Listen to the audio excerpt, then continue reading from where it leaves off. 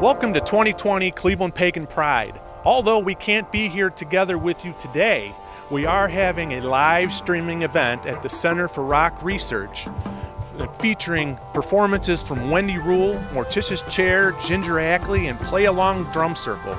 So stay tuned for all this wonderful stuff we got planned. And now, let's have opening prayer with Wendy Rule.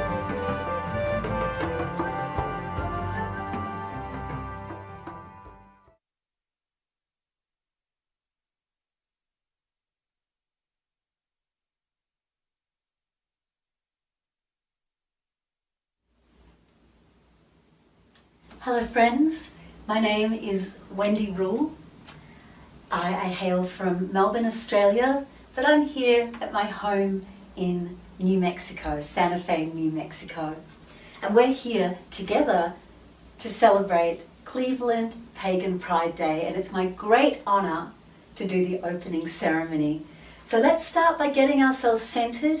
Get yourself nice and comfy.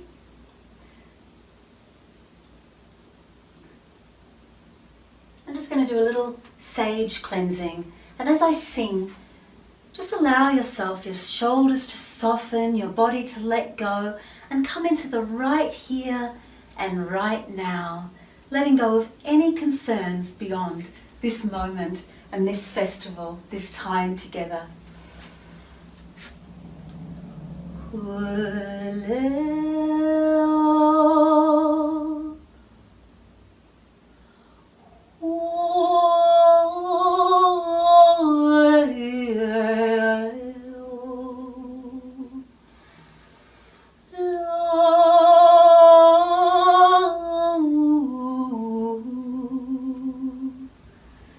Every breath brings you deeper into the present moment, into your center, into the right here and right now.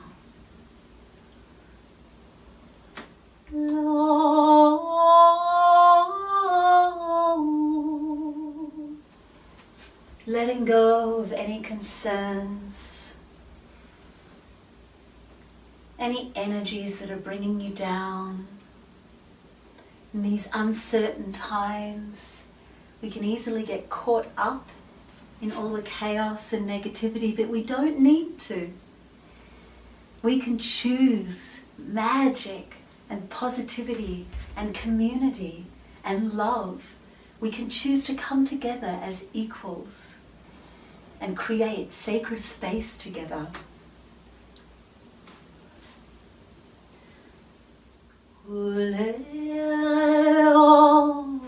As I sing, connecting with Mother Earth below, down through your base of your spine, down through your feet, Mother Earth. Wherever you are right now, we're sharing the one Earth.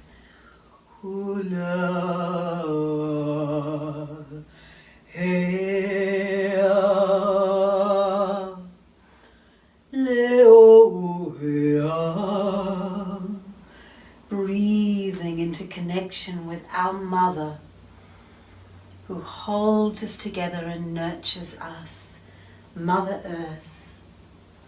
And breathe her energy up and up and up through your body, up through legs and belly and up to your heart chakra. And spend a moment just feeling that grounded energy coming from below and now direction of above, up and up through throat and third eye to the crown of your head, and up into the great cosmos, into Father Sky. The swirl of galaxies and distant stars, planets in their motion, limitless possibility, the universe, the cosmos. And draw that limitless possibility down, down, down, down to meet the energy of below, here in your heart. And we become conduits, magicians, joining above and below. And now become aware of your compass points. Right now, as I face you, I'm facing the direction of east. So Connect in. You don't need to move your body right now, but just connect in with the part of your body that is facing east. No need to turn, just stay where you are and feel the energy of east. And extend your awareness out from your heart, direction of east, east that goes on forever, beyond the eastern horizon, furthest star, beyond the furthest star, east forever, and draw east in to your heart chakra. And then west, which for me is behind. I take my awareness out to the direction of west. Aware of this direction, the western horizon, the sunset beyond the western horizon. Furthest west, west forever, and I draw west into my heart. And now north, the part of your body facing north. The lands to the north of you, the North Pole, the North Star, beyond the North Star, north forever. Draw north in.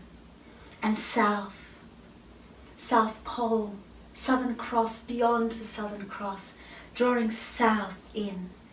North, south, east, west, above, below, all meeting here.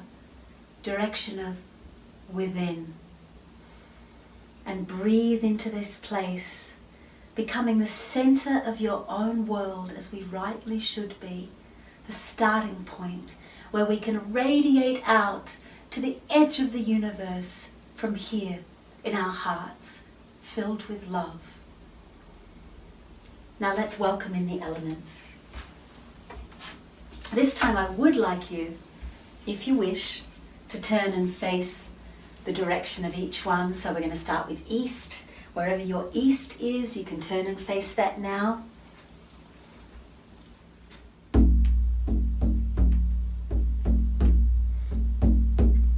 The east, the air, the sword, the mind, the gate that leaves the night behind.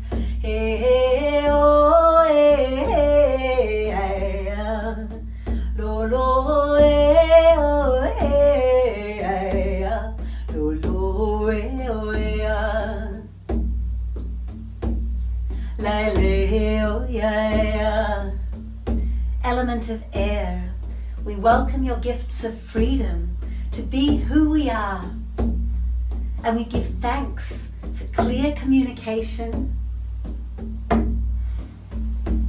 for the energies of Hermes, of Mercury, for the gifts of the internet,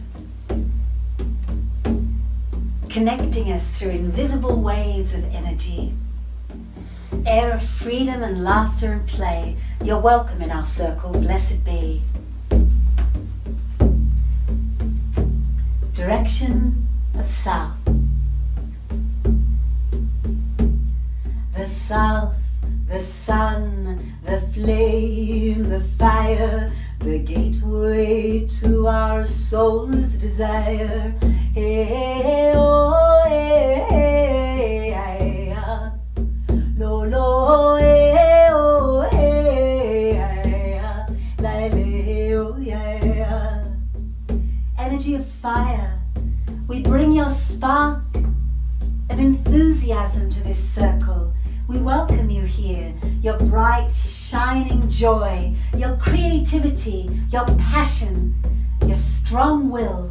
Fire, you're welcome in our circle, blessed be. Turning and facing the direction of west, the womb, the waters flow, the gateway to the world below. Le, le, oh, hey, ay, ay, oh, hey, hey, ay, ay, oh, oh, hey, oh, hey, ay, ah, lo, lo, hey, oh, hey, ay, ah, oh, hey, ah.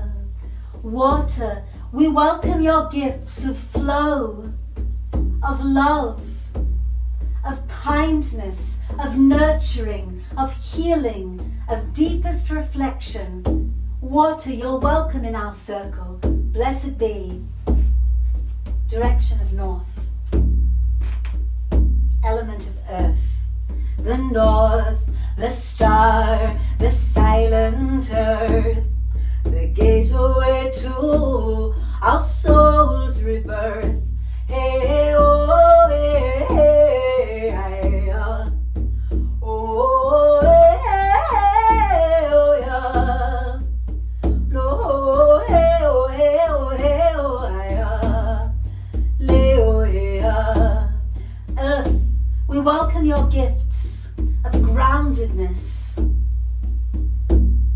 of the body, of our senses. We welcome the gift of generosity and prosperity as we support each other in this community. Earth, you're welcome in our circle. Blessed be. Spirit, spirit, spirit, spirit, spirit who is the above, the below, the within, the without, the goddess and the god and everything in between and beyond. We welcome you here to Cleveland Pagan Pride Day, to be our guide, to help us connect in with the magic that flows through each and every one of us, to remind us that we are each and every one of us a vital part of this community. Spirit, you're welcome in our circle. Blessed be. By earth and air and fire and water, this circle is cast and outside of time, this circle is cast and outside of space. Blessed be, and welcome to Cleveland Pagan Pride Day 2020.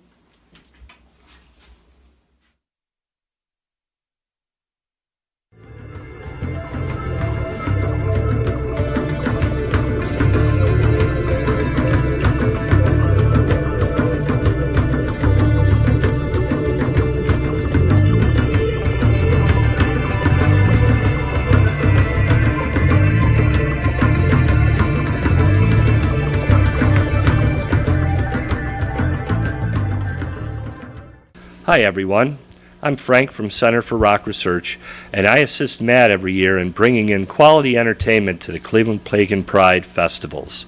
Music is a vital part of the festival, and CPP prides itself on presenting quality entertainment and performances every year, bringing in local and regional acts, as well as nationally and internationally respected talent. Talents such as Tuatha Dea and Dragon Ritual Drummers and our dearest Wendy Rule, who we get to see later, have all graced the CPP stage. Now, let's get the entertainment going. Please welcome one of our favorite tail spinners, Ginger Ackley. Take it away, Ginger. Thank you so much. Oh, it's awesome to do this, and especially to follow Wendy, because what I have dovetails perfectly with that. I've been graced recently with being able to do something called Enchantica every Wednesday on Facebook. And the Muse has sent all these wonderful elemental chants. So that's what I'm going to be sharing with you today. I thought I was done, and then she had a prologue for me. It's called Stardust.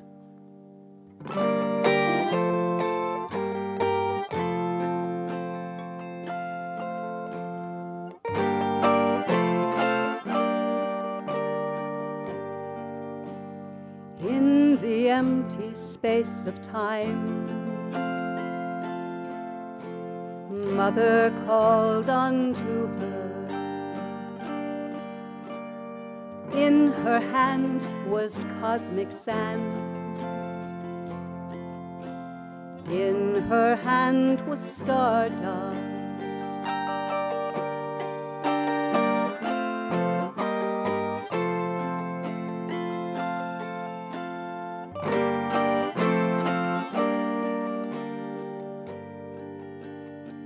She whispered air,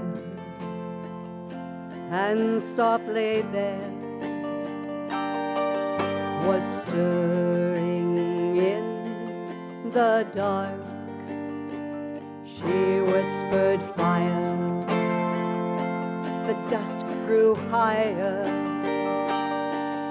There was stirring in the dark. She whispered water, steam grew hotter. There was stirring in the dark. She whispered earth, and life began, and life began.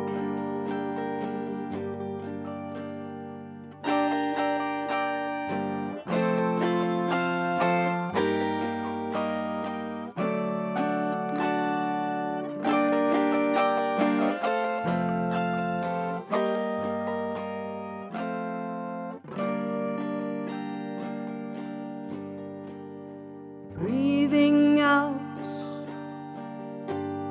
breathing in, air come dance upon my skin, lifting, changing, moving, filling, breathing out, breathing in.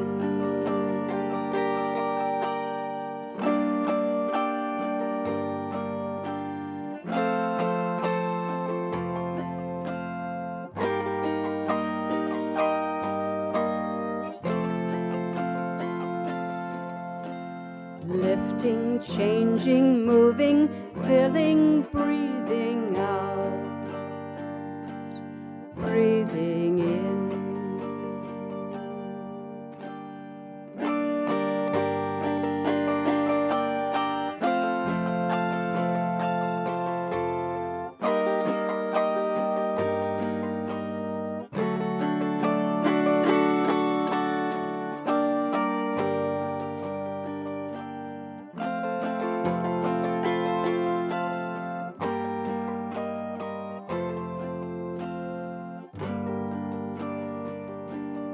Fire in the dark, there is a spark calling to be flame.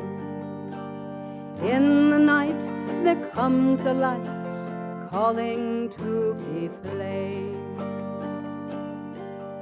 Transforming, empowering, enlightening. Come now, fire, purify me.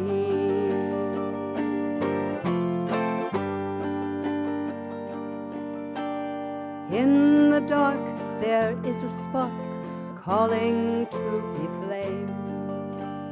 In the night there comes a light calling to be flame. Transforming, empowering, enlightening.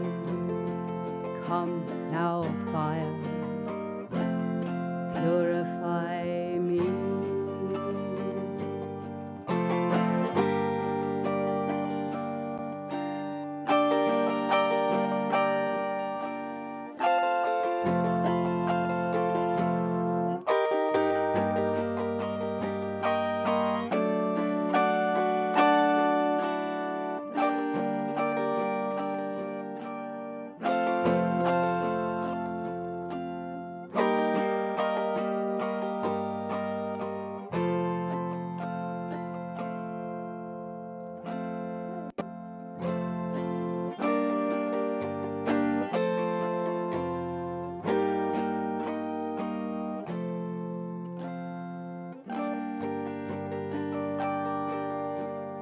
Flowing like the ocean, flowing like the river, flowing like the rain that falls, falls.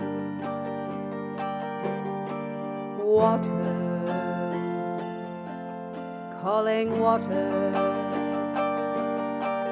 water.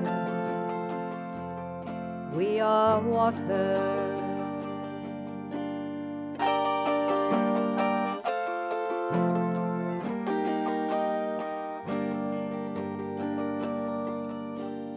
Open like the ocean, shaping like the river, fertile like the rain that falls. Water, calling water, water. We are water.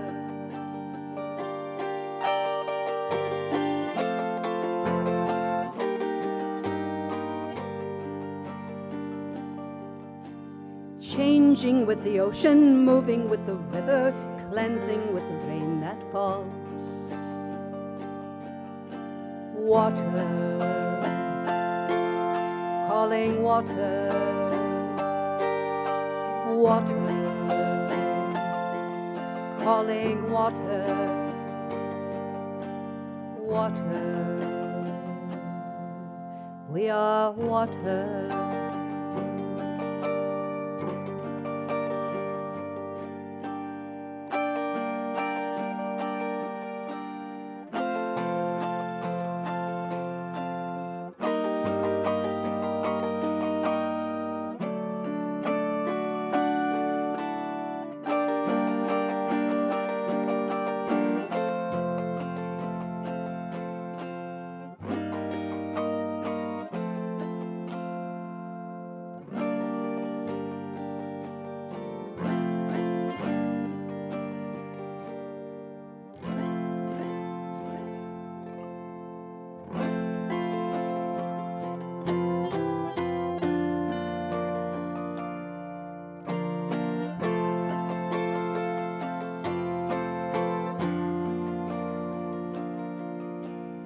Earth beneath our feet, earth within our soul. Mother, hear our song, heal us, make us whole.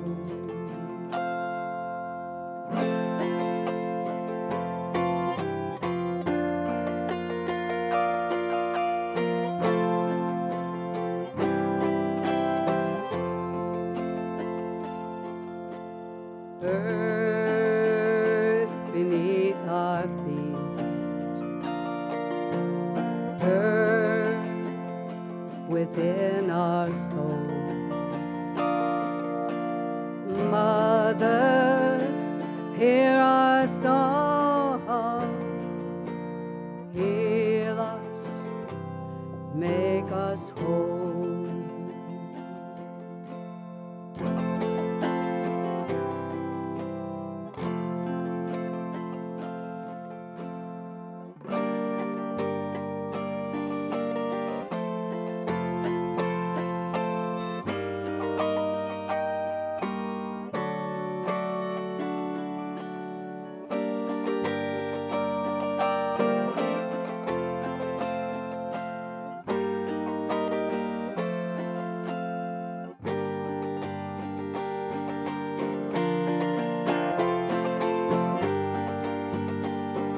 Spirit dancing in me, Spirit dancing in you, Spirit dancing through us, Spirit dancing true, Spirit dancing in me, Spirit dancing in you, Spirit dancing through us, Spirit dancing true, Spirit dancing in me, Spirit dancing in you, Spirit dancing through us, Spirit dancing true.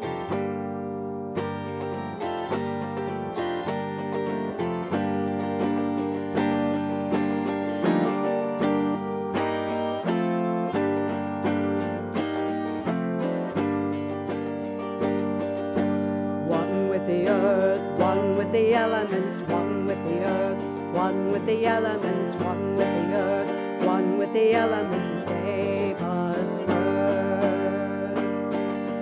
Air and fire, water and earth, and spirit, we are spirit. One with the earth, with the elements, one with the earth, one with the elements, one with the earth, one with the elements that gave us birth.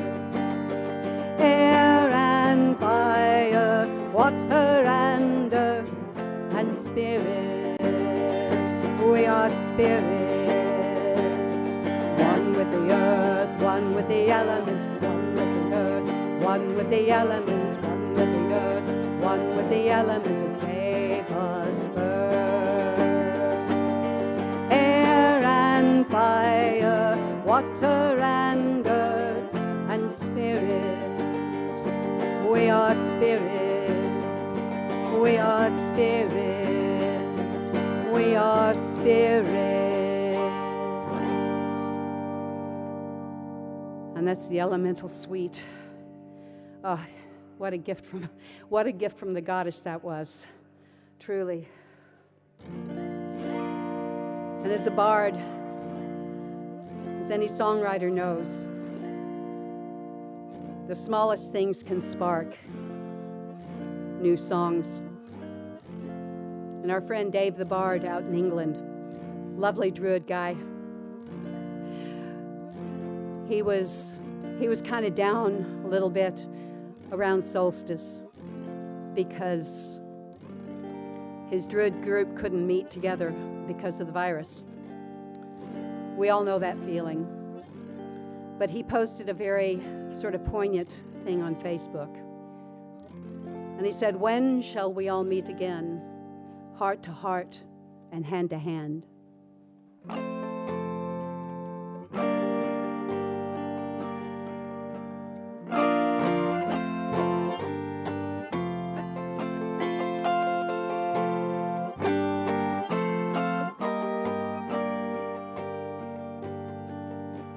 When shall we all meet again? Heart to heart and hand to hand. Through the dark and through the mist, spirit joins in sacred tryst.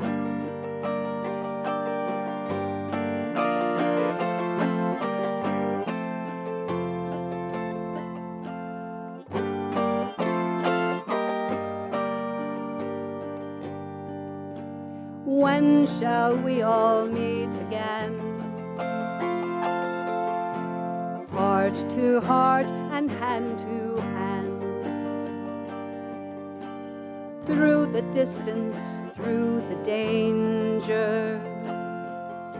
Strong our spirits, love is no stranger.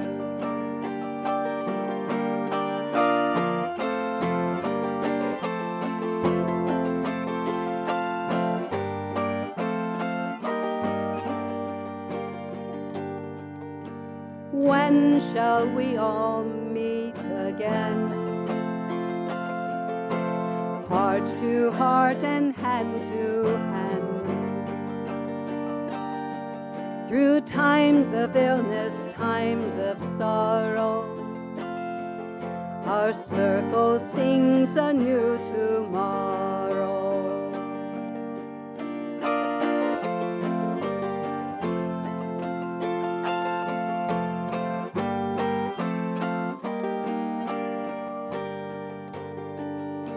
Apollo, Isis, Artemis, heal our bodies and spirits. Bridget, Granus, Erinle, guide the healer's hands, we pray.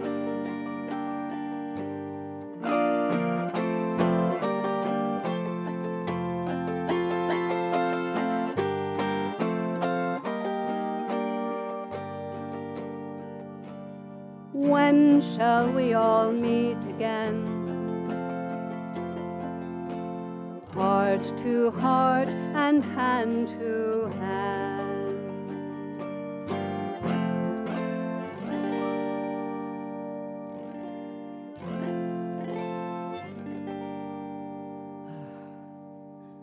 The time will come, we'll be all back together.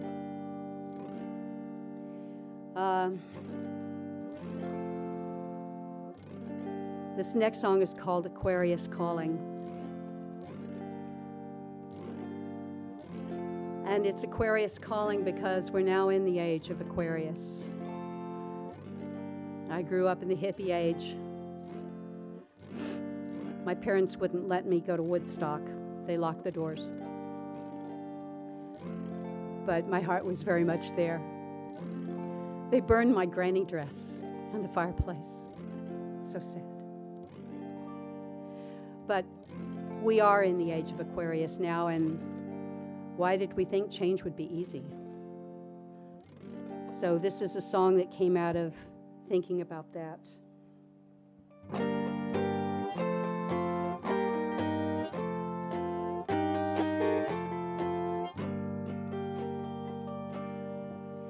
Petals falling, night birds calling, listen to the wind.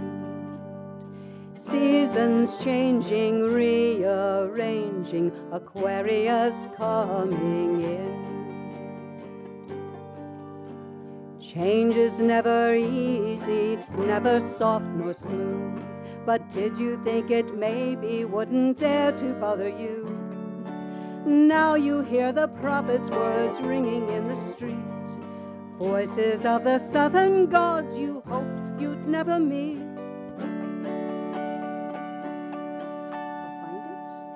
Petals falling, night birds calling, listen to the wind. Seasons changing, rearranging, Aquarius coming in. Dancing in the flower crowns, where did that all lead? Are any of our children's children wearing true love beads? Remember how the bright new age was welcomed in at last. Then as the years slipped quiet by, we laughed at in the past. Petals falling, night birds calling, listen to the wind. Seasons changing, rearranging, Aquarius is coming in.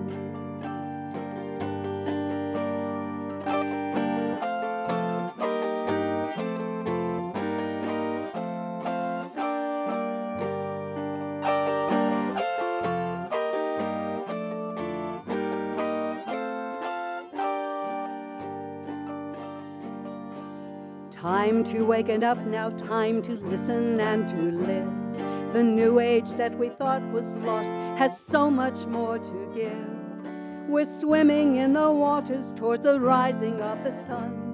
Aquarius is calling, and we've only just begun.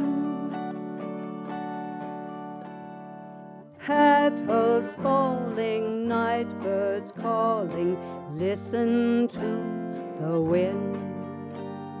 Seasons changing, rearranging, Aquarius coming in. Aquarius is coming in.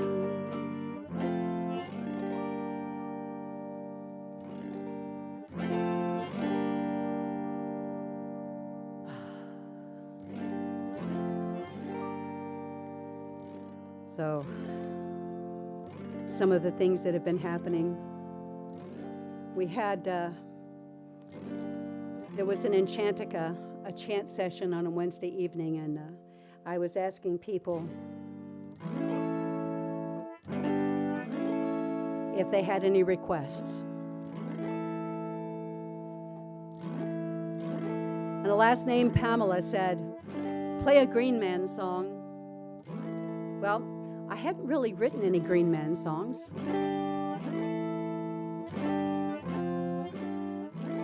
But being a bard, she opened the door and I fell through the window. Still a little bit new, so, but this is, oh, the pictures I see in my head, and I hope you do too. I played it for her out at a park when we had a crone circle. When I opened my eyes after playing it and looked up at the old oak trees in the park, I could see the green man. He was there in the trees, the old oak trees, and he was smiling at me. So this is Come the Green Man.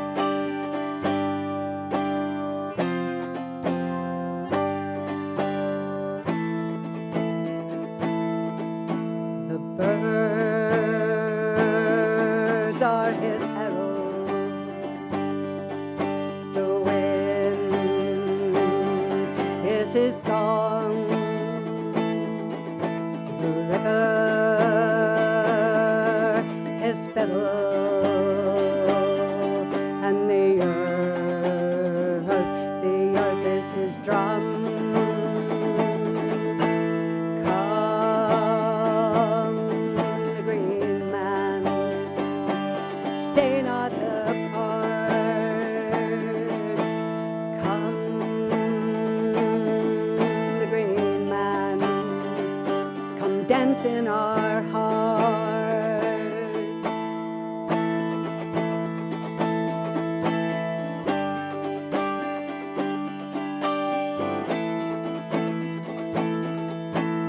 Come,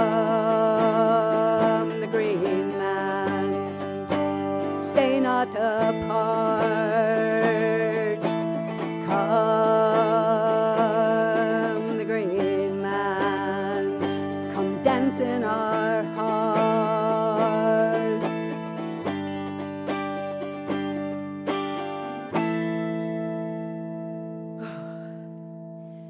Oh boy, my brain goes places with that one. So I'm going to end on another elemental.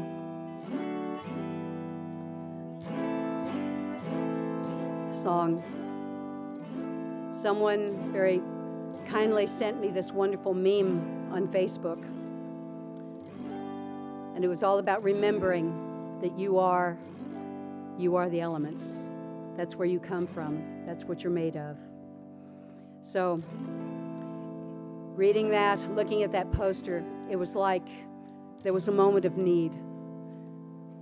And it seemed that I heard her voice. And she said, remember, child, that you are water. Remember, child, that you are water. Remember, child, that you are water. Cry, cleanse, and flow. Cry, cleanse, and flow. Cry, cleanse, and flow. Let go.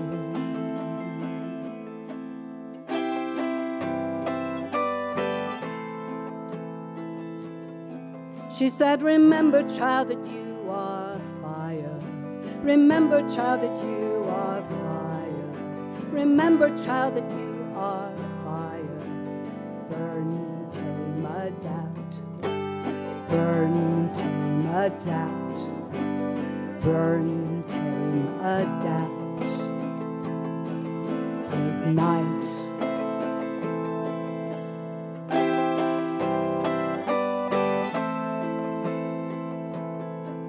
She said, remember, child, that you are air. Remember, child, that you are air. Remember, child, that you are air. Observe, breathe, and focus.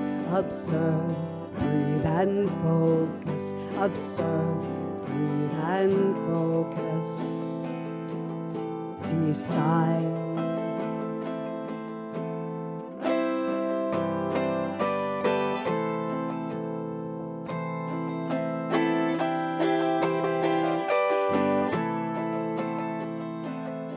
She said, remember, child, that you are earth. Remember, child, that you are earth. Remember, child, that you are earth. Ground, give and build.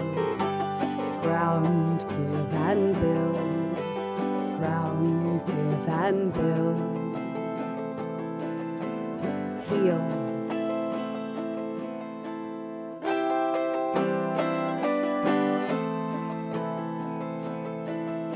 And finally, her voice rang clear.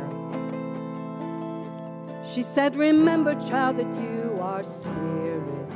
Remember, child, that you are spirit. Remember, child, that you are spirit. Connect, listen, know. Connect, listen, know. Connect, listen, know. Be still. Child, be still. Child, be still. She said, remember, child.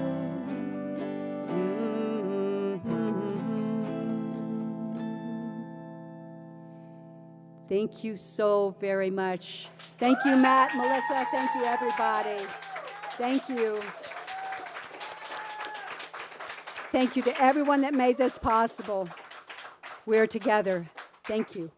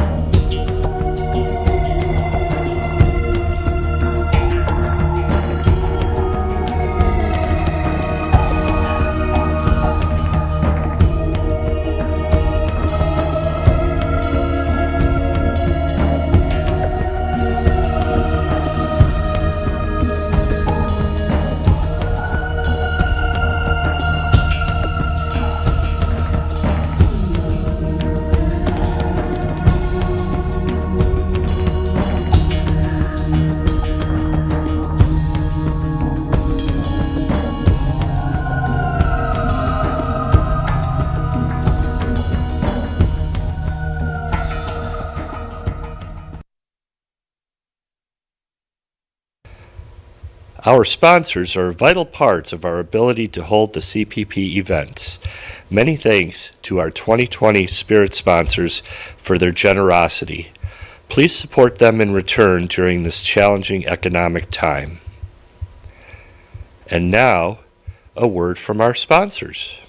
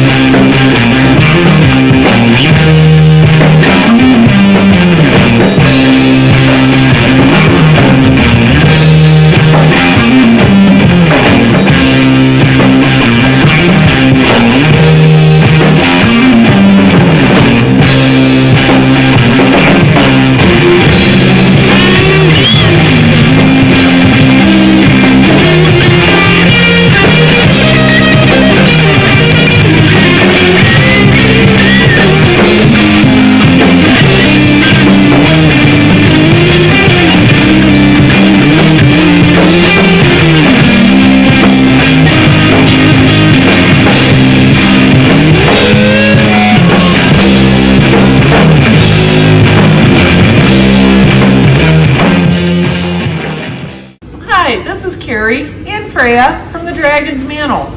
We all wish there was an actual Pagan Pride event this year. We miss you all and all your faces so much.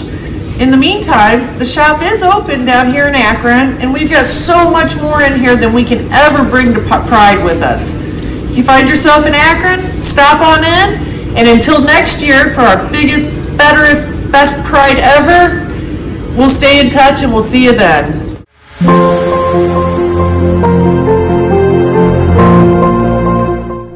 Hello everyone, I am Psychic Medium Melinda Carver, proud sponsor of Cleveland Pagan Pride for multiple years. I'm going to miss seeing you all this August, but I do look forward to meeting with you next year at Cleveland Pagan Pride.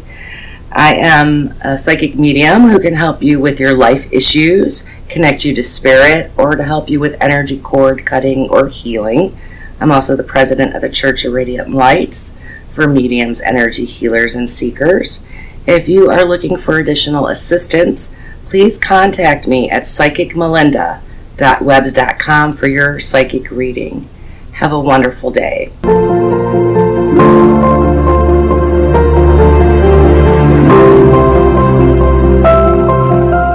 So moted. Oh, hi. Never mind that. Nothing to see there. Hey witches! It's Michelle from Freya's Garden of Earthly Delight. I make soaps and lotions and scrubs and witchy oils. I want to tell you today about my very exciting new product, my Natural Witch subscription box. Every month, my Natural Witch subscription box will focus on one herb. You will get a bottle of that herb. You will also get a page that tells you all about that herb that is all ready to be put into your Herbal Book of Shadows. And each month you can build on your Herbal Book of Shadows. You'll get a blend of my regulars, but you'll also get a blend of exciting and new products. You might get a pack of stickers. You might get something like this. I'm not telling what it is, it's a secret.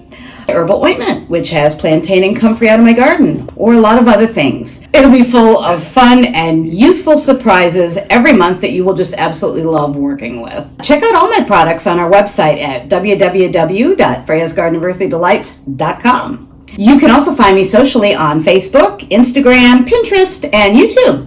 Stay healthy, witches! Now, where did I put that doll?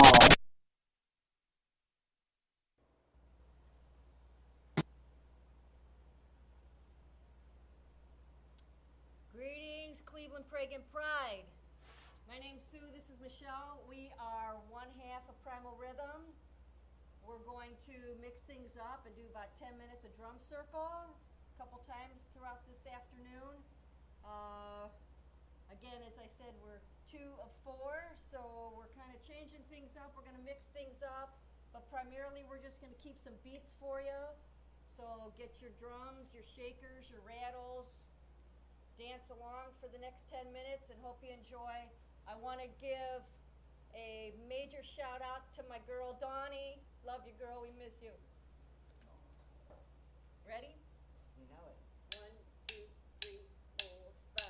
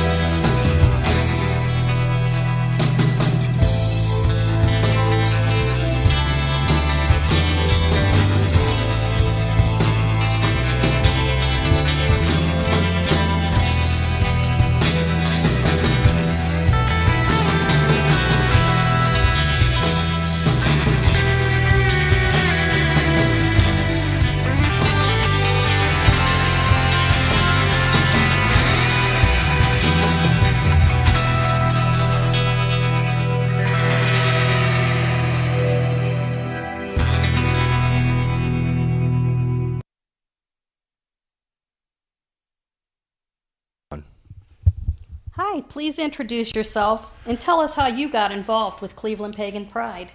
Hi, I'm Matt Stewart. Melissa, my wife, and I helped start Cleveland Pagan Pride back in 2010.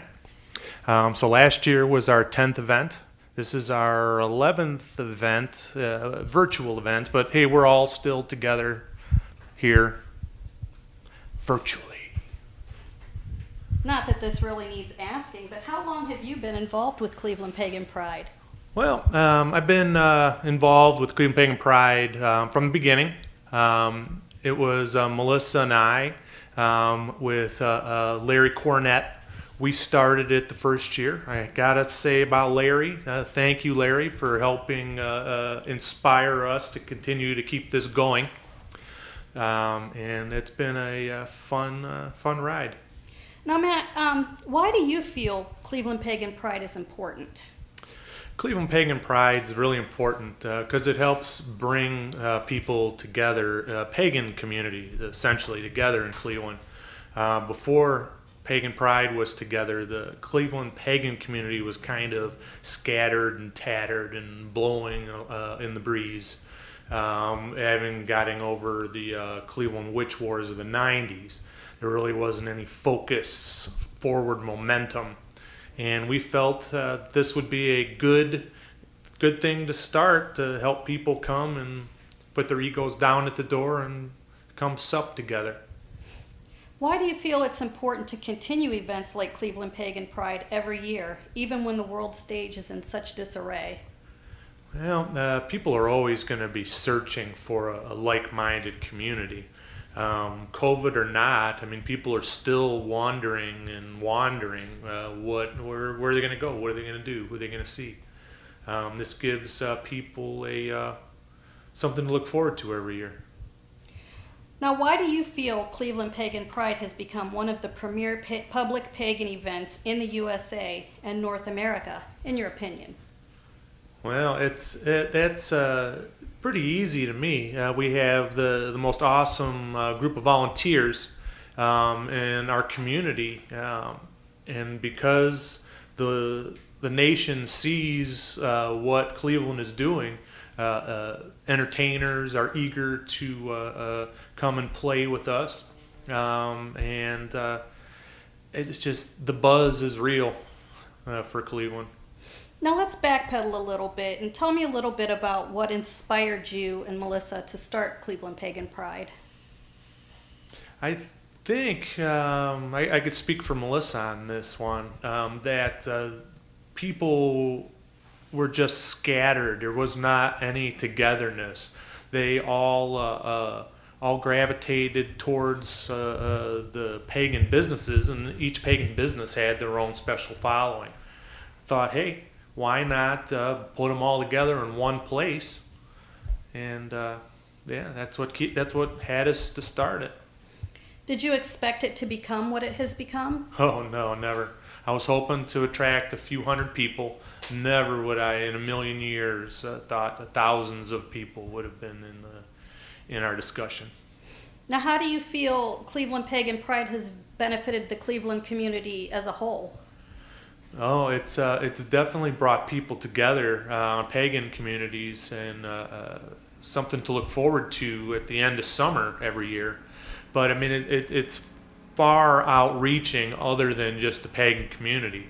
How it's touched the city of Bedford, it's absolutely amazing. And Bedford has been amazing because of Cleveland Pagan Pride. Do you feel that the community has received the event well? Oh yeah, absolutely. Our first year in 2010, we have armed security every year. Talked to the chief of police in 2010, and he's like, all right, you need to have 2 armed security guards or armed police there during the whole event. And it's like, wow, where are we going to get this kind of money at $30 an hour? 2 people? Oh my gosh. But it never was a problem, and never again did we need to have 2 police officers there seeing the event as successful as it was. What is your favorite memory of Cleveland Pagan Pride? Oh wow, there's so many. We could talk about this for probably a good hour, hour and a half, but nobody wants to hear me yammer on. But one that sticks out the most is the first year was the Water Band was on stage, Dreadlock Dave and the Water Band, and they were playing a song, and I saw these little kids playing around with balloons and how the community were interacting with the kids around the music, and I had a moment, and it brought tears to my eyes, and thought that, man, this is it. This is why. That's why we do it. Where would you like to see the event go in the next few years?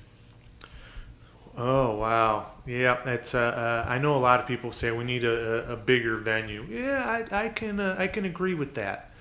We still have a little room to grow here in Bedford. We still have some options, what we can do to make our event more comfortable. But I'd like to see us more on a national stage, like people talking about Cleveland Pagan Pride, and Cleveland has one, and yeah, we need to be like them. What is the most challenging aspect of your position? Wow, yeah, this is a fun one. So whenever anything goes wrong, I'm the first person that anybody goes to, which is fine. I signed up for this, but it's the fact that there's really nothing challenging other than that. I mean, it's nothing. I don't stay up at night wondering what's going to happen. I don't lose sleep over it. It was something that brings such great joy. How could I? Thank you, Matt. Sure. Are you done with me? I'm done with you. Are you really?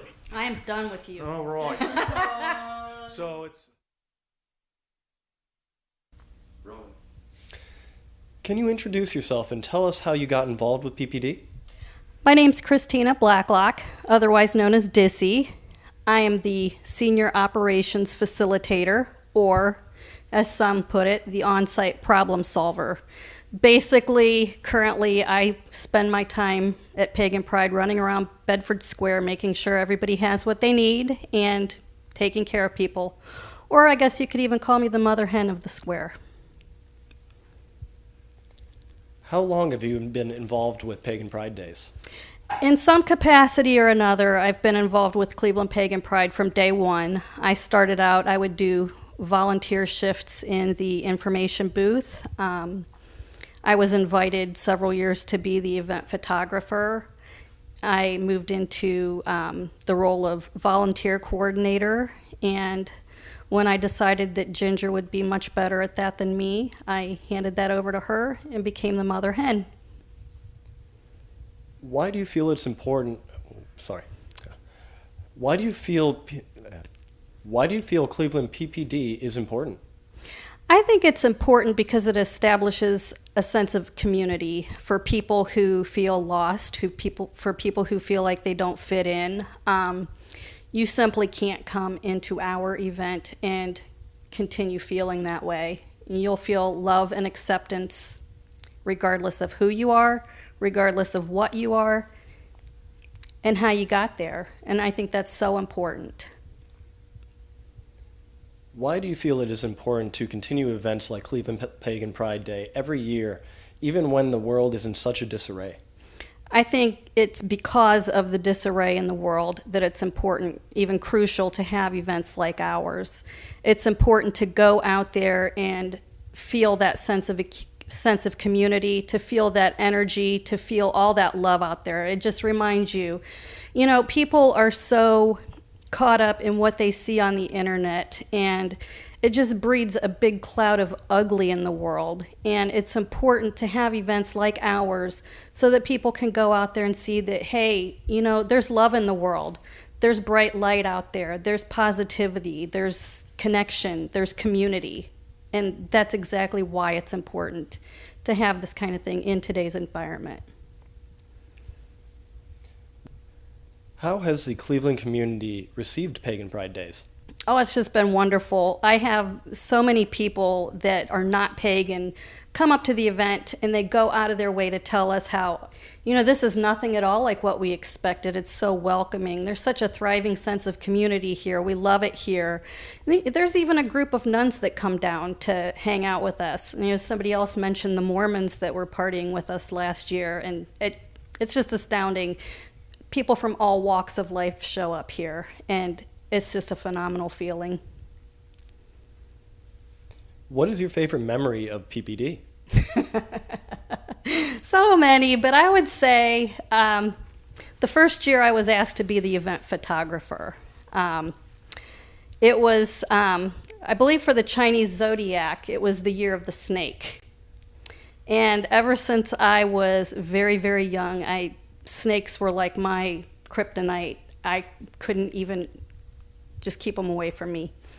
Well, I walked up on the square bright and early for my weekend as event photographer, and I saw that there were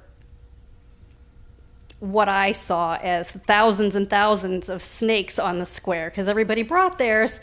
And I was like, I stopped dead in my tracks. I turned around and I started walking back to my car. Well, I started that self-talk thing, and I was like, you gotta go back. You gotta go back. They're counting on you. Turn around and go back. So I went back and I was like, you know what? I'll just avoid it. And then my curiosity got the better of me. And I went and I walked up to this lady. She had a ball python, I believe it was, around her neck. And I was like, I'm terrified. Can I just look? And she's like, oh, absolutely. And something made me stick my hand out, kind of like you do when you meet a strange dog. And this snake stuck its head out and kind of nuzzled me, kind of like a cat or a dog would. And I was like, oh my God, that is the cutest thing ever.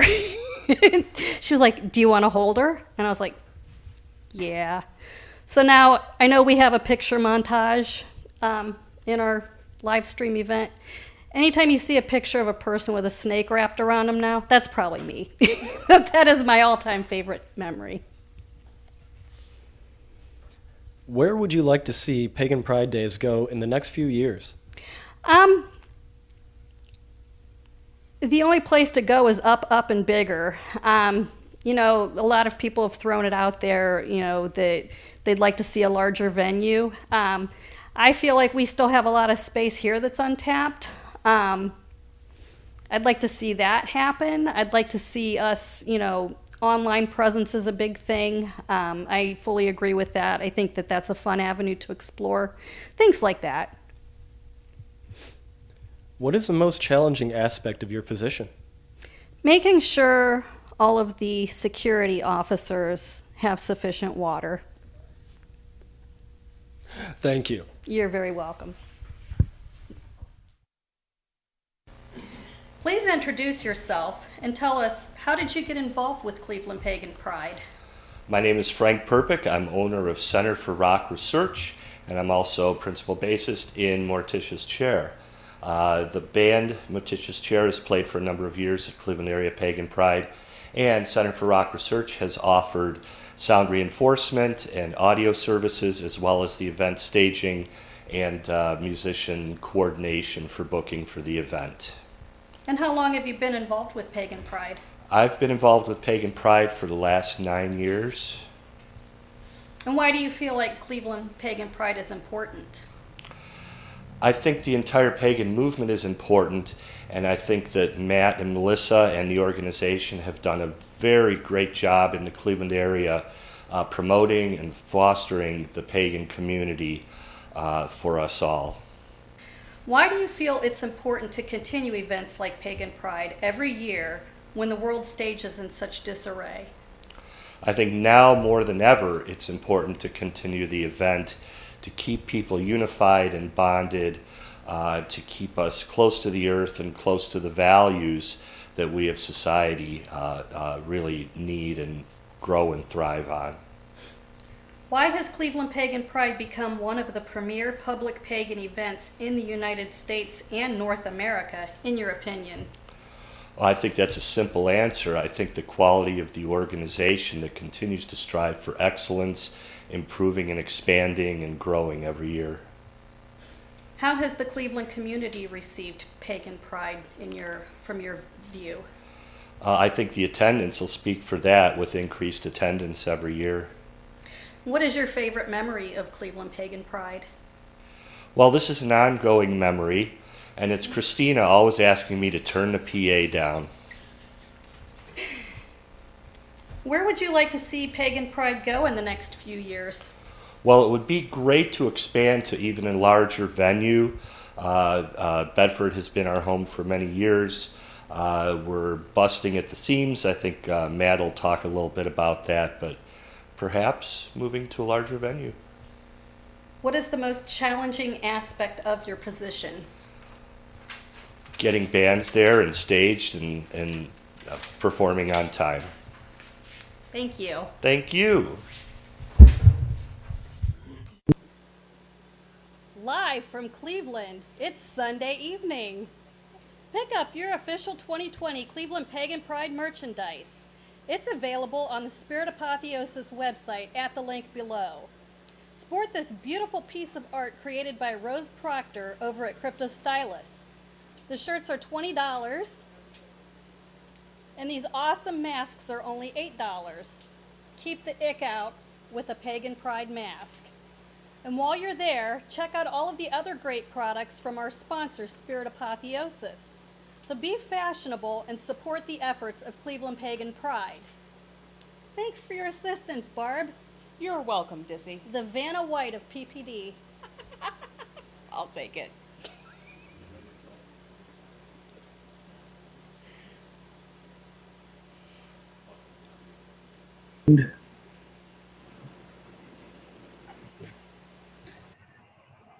Welcome, people of Pagan Pride.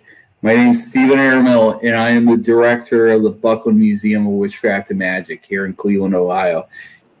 Something's happened this year where we can't have a booth for you guys to come hang out with us. So I decided that perhaps we should film a thing between my partner in the museum, Tony, and we could talk about the museum a little bit and kind of share the history of the collection and invite everyone to come see us. So welcome, Tony. How's it going? Hi. Good. How are you doing? Really good. Really good. It's everyone stays 6 feet away from me at all times. So, like no life is good in these strange times. How you doing? Good. I feel the same way. I really, really enjoyed coming up and hanging out with everybody at the booth there. There was lots to see. Lots of great people. So, yeah, I was just short with the people that like we're gonna miss this year is like Sibel and her incredible shop she has. It's always what's the list of everyone that comes and hangs out at Pagan Pride is like massive. Shout out to the OTO. Let's see, New Moon's always kind of near us. Let's see, the people from Starwood, they're always near us. Yeah. It's just, the list goes on, and it's just really a drag that we can't hang out with our friends, like, in a place that we can show our Pagan Pride. Right. But, we're going to talk about the Buckland Museum here, the Buckland Museum of Witchcraft and Magic, which is just randomly here in Cleveland, Ohio. Tony, you have a massive part in bringing the Buckland Museum to Ohio. How'd this happen? Oh, well, it's a long story. I know we don't have that much time, but the museum was down in New Orleans for some time, and the caretaker of the museum down there couldn't take care of it any longer. So Ray Buckland had to go down and retrieve the artifacts. And in doing that, he asked me to come and help and be a part of that. So we went down, we retrieved everything, brought it up here to Ohio, and it's now in Cleveland, thanks to Stephen. So very happy about that.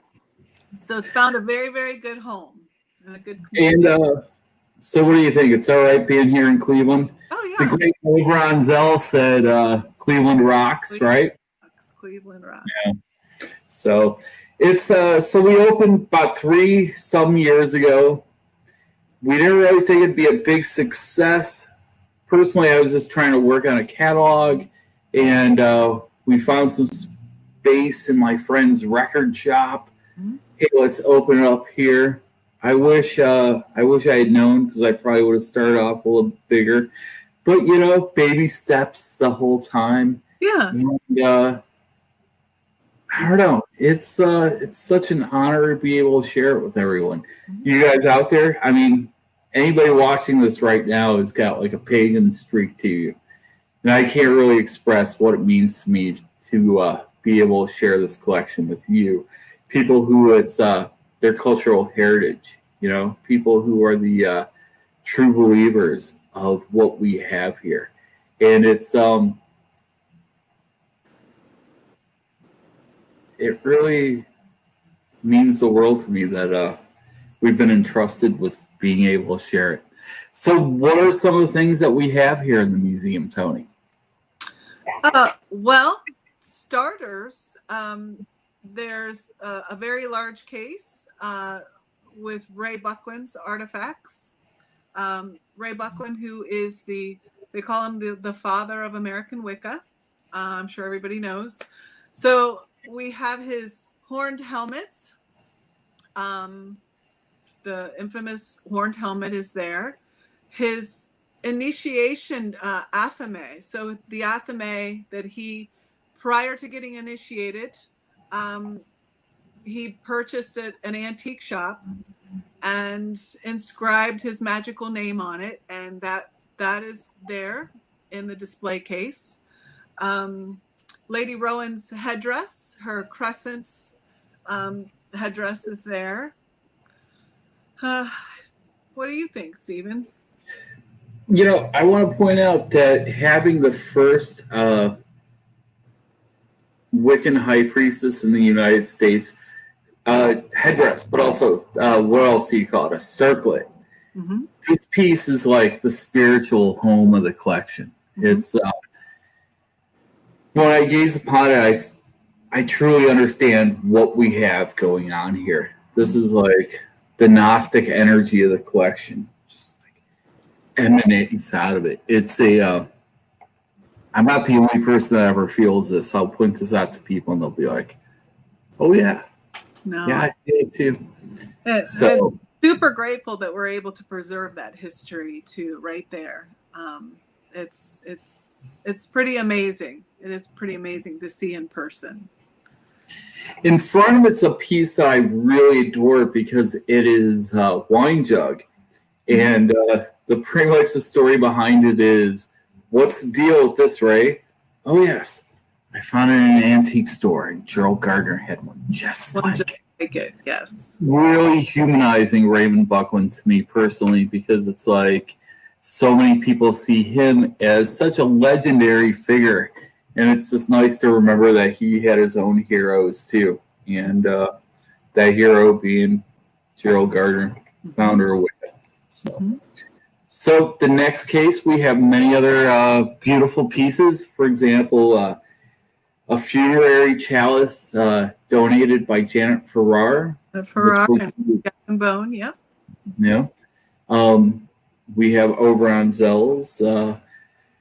We have his Brendam, his magical staff. Mm-hmm.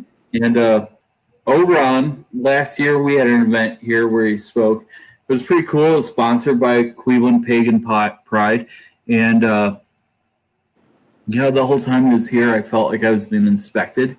But I mean, that's just because the last time he'd seen this collection was 1971, when this collection was in a basement in Long Island. Yeah. So that was very special.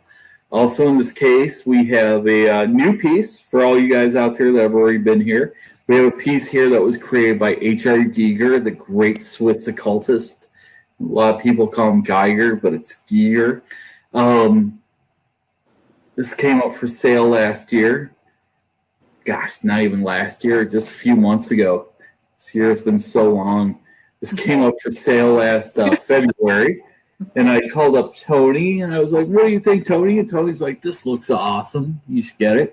I called up Jillian, my wife, and she said, Stephen, you've been so busy. museum is doing so well. Nothing's going to slow it down. You're not going to be closed for 4 months. And it showed up 2 days after we went into lockdown. So I'm pretty stoked to be able to share it with you now. It's called The Guardian Angel, and I love sharing it. Next case. It's beautiful. It's a beautiful piece. The next case, is the herbalism section, containing a mandrake root that's hundreds of years old. 6660's division, a small spiritualism section. We have divination. We have pieces that were owned by the Beast, Aleister Crowley. A really beautiful assortment of talismans and jewelry. Our tarot section. And then our rotating exhibit space. And when you think of the museum, why? Well, for me, the mission for me is a little different than it is for you. For me, it's a teaching museum. It's you know, we spend so much of our time hiding who we are, and I think when we can all come to a place like this and dispel any myths or misconceptions about who we are and what we do, that makes it all worthwhile to me. So that my mission is to help everyone understand who we are and what we do and what we're not and what we don't do. So that would be my mission. Teaching.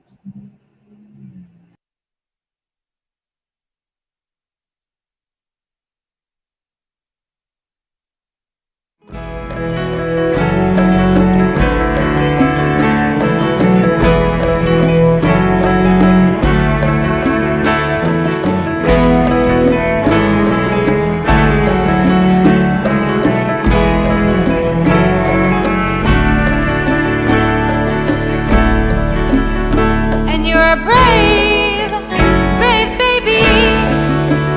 It's what you show the world. Brave, brave baby, not afraid to be on your own. Your mama shipped you off to Pennsylvania, even though she loved you so. Shipped you off to Pennsylvania, you didn't want her love anymore. See those eyes, I wonder what they've seen. See those eyes, they're looking back at me. See this life, it was supposed to be ours. See this life, and I will live for you, Vishnu.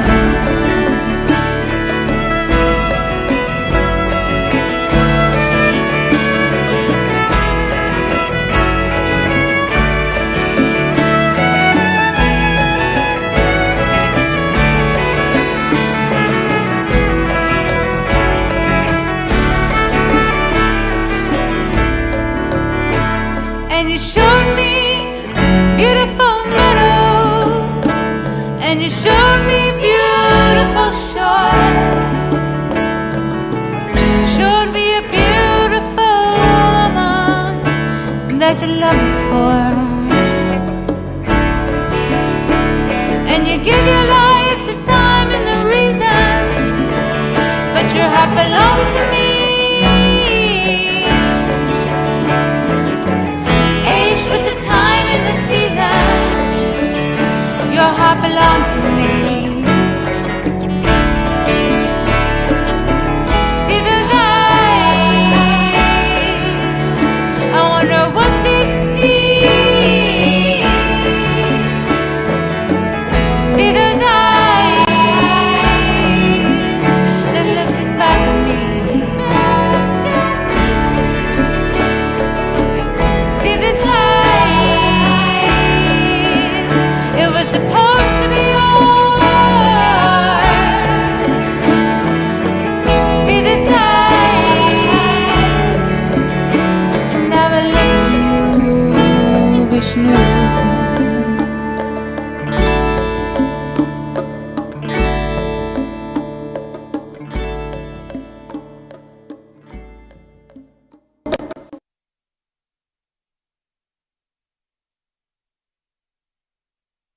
Hello. Introduce yourself and tell us how you got involved with Cleveland Pagan Pride. Hi, I'm Emily Griffith, or more commonly known as Emmy, and I am in charge of the family programming. And I got involved with Pagan Pride the way I think a lot of us did, by just starting as a volunteer. And then as I volunteered, I got invited to sit in on the planning meetings and that, and eventually I fell into the role of, family programming. How long have you been involved with Cleveland Pagan Pride? I believe this is my 8th year as an overall volunteer. It's my, I want to say, 5th or 6th year as family programming. Now, why do you feel that Cleveland Pagan Pride is important? It lets people be who they are, and it lets people know, you're not alone. It doesn't matter what walk of life or what belief system or anything like that you have.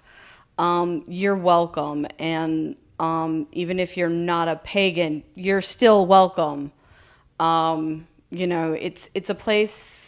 It's a safe place for everybody regardless, and that has been important to me. Why do you feel it is important to continue events like Cleveland Pagan Pride every year, even when the world stage is in such disarray? Something that I've noticed among my friends and the people that I talk to and interact with is that since probably March, there's been this sense of isolation and solitary because nobody's been able to go and interact, and there's been no real sense of community because everything has been canceled or postponed or what have you. And so even virtually, events like Cleveland Pagan Pride and such, even though it's happening virtually, we still have a sense of community. We still have that sense of coming together and being unified and telling each other, you're not alone, we're still here, we still have your back, we're still thinking of you. That to me is a very loud message that kind of instills hope in the community around us that is slowly fading the longer we have to be isolated and the more the world stage changes. Now, why do you feel Cleveland Pagan Pride has become one of the premier public pagan events in the USA and North America? That's a tough one. Because we work together, the planning committee, the volunteers, even the people like walking by on the square, we come together as one. There really is a sense of unity, and the energy that it gives off is different than any other event that you'll ever go to. And I think that that's why we've been so welcomed by Cleveland, is that we've proven that pagans of all walks are not what media and such has painted us to be. Now, in your role as family programming coordinator, where do you get craft ideas for family programming? When I was younger, when I was a kid, I was in Girl Scouts, and we would do all of these crafts because my mom and my aunt, my grandma, they were in charge of it. So there were all of these crafts that we were always doing. And then also growing up in East Tennessee, there's a lot of skills and crafts and just things to do that are unique. And so I try to bring those to the forefront to, people of everywhere, because it's a sharing of ideas, even in something as simple as, creating a doll out of yarn. I just thought, hey, this is something I did as a kid. It probably isn't going to do well. And then when I actually did it, the kids were making like 4 and 5 of them, and each one of them was different. And they were like playing dolls at the table when they were done. And they were like just enthralled with these dolls made of yarn. And I'm like, this is cool. Now, is it just you presenting craft ideas, or are others able to present? When we have the crafts in that, it has been primarily me as the one putting together, planning the crafts, and then in the tent. But I'm open to if anybody has like something that they want to do, and it's not only for kids. We say that it's for kids, but it's really anybody from like the ages of 2 to 99. It's for the whole family. You can come and do these things. But it's open to anybody if you have an idea or want to do something, you know, that you think families would want to do together. I'd be welcome to let you come and sit in on the tent. Now, what do you see as being the most challenging aspect of your position?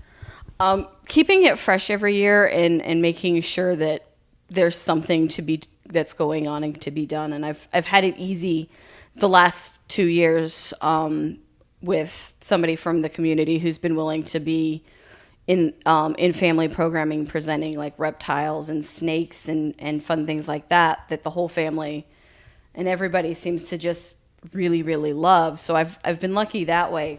But even knowing that I have that to fall on, I still have to have like backup plans. I have to have other things. And then that frees me up to do other things on the square so that I can help new volunteers and so that they're not strangling people's wrists or you know, I can be helping in another area somewhere. But still having all of those backups. And then also sometimes when you're working with small children, it can be challenging sometimes, you know, dealing with other people's children. Well, thank you, Emmy. Thank you. Okay. Start again. Yes. Hello. Please introduce yourself and tell us how you got involved with Cleveland Pagan Pride. My name is Barbara Euler. I'm the workshop coordinator, and I started out as an attendee and then became a volunteer and planning committee, workshop coordinator, and on and so forth. And now, how long have you been involved with Cleveland Pagan Pride? I've been a volunteer for 7 years, and this is my 4th year as workshop coordinator. And why do you feel Cleveland Pagan Pride is important? I would have to say because the more visible we are as a community, the more people get to know us as people. You know, we're not that weird other. We're, you know, the people who work at the grocery store, the people who live next door to you, the guy who delivers your mail, you know, and it helps immensely with getting that understanding that we're just like everybody else. Why do you think it's important to continue events like Cleveland Pagan Pride every year, even when the world stage is in such disarray? I think it's even more important now with everything that's going on because we have lost so much in the way of connection with other people and feeling that sense of rootedness, that it's even more critical now that we come together in the best way that we can and just be that consistent presence for people. Why do you feel Cleveland Pagan Pride has become one of the premier public pagan events in the USA and in North America? Without a doubt, the people. You know, there's such an incredible team of volunteers and planners and everybody who works so hard and puts in so much over the course of the year to make sure that everything works the way that it should. Now, in your role as workshop coordinator, what sorts of workshops do you look for the event? I like to have a wide variety of topics and subjects. You know, I want to present a diversity of ideas, and it also needs to fit more broadly under the family-friendly umbrella because, you know, this is an open event. People do have their children here and that, so probably not the best place for, you know, a little more grown-up topics. Now, how do you feel the Cleveland community has received Cleveland Pagan Pride? It's been overwhelmingly positive. You know, we just keep getting more and more attendance every year. People who aren't even part of our community are opening up and coming in to check things out and see what's going on, and it's really great to see. What is your favorite memory of Cleveland Pagan Pride? There's a lot from all these years. If I had to narrow it down to one, though, I think it would probably be the first year that we had Tuatha performing, and they were doing their drum circle. And that year I was running the smoked turkey leg booth. So I'm over there, you know, selling smoked turkey legs, and Christina came over, and she's like, I will watch the booth for you for a minute. You have to go walk through there because you have to feel that. It is the most incredible energy you will ever experience in your life. That was wonderful. Where would you like to see Pagan Pride go in the next few years? I would love to see us use this opportunity to expand our online presence so that people who maybe can't make the trek all the way into Bedford, Ohio, can still be part of what we're doing. Because overall, the most important thing is to make people feel welcome. What do you see as being the most challenging aspect of your position? Well, every year I convince myself like 6 months before the event that nobody's going to sign up to do any workshops, and you know, I'm going to have huge empty schedule and nothing going on. And of course it's never happened, and people always sign up and they always want to do things for us. But I still, every year, you know, it's like February and I'm going, nobody has signed up for anything. I'm not going to have any workshops this year. Thank you, Barb. Thank you.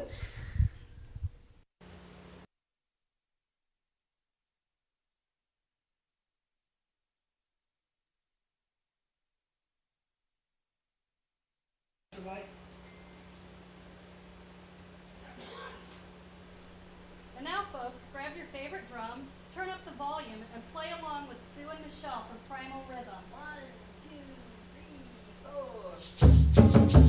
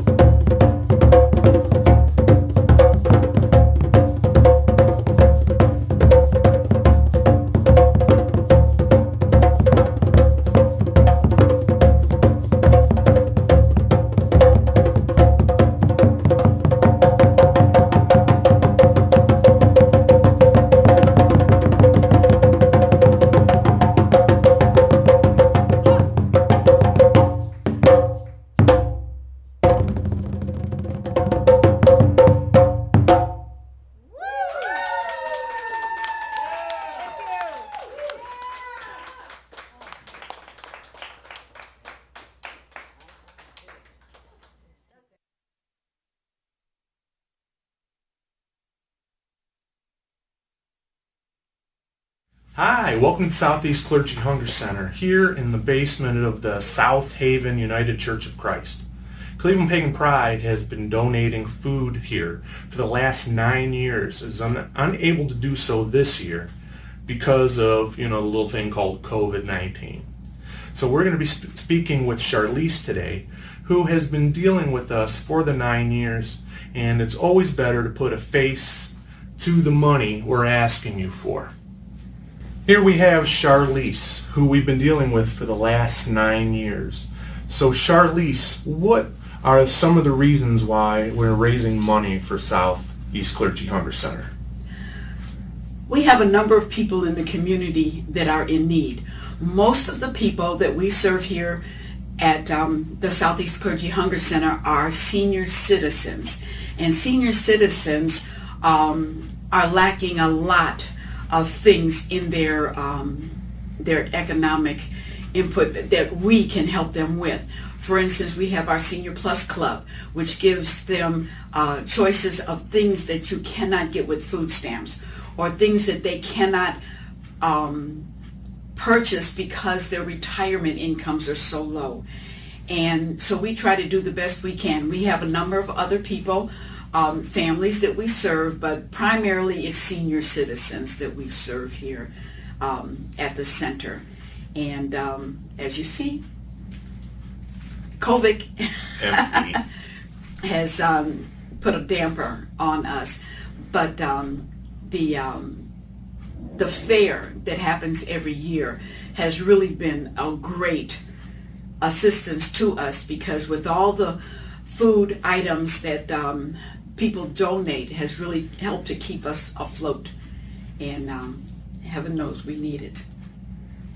Well, thank you, Charlize, and we look forward to seeing all your guys' generosity. So follow the link down below, click it, donate it, and feel good about yourself. You're really making a difference. Thank you.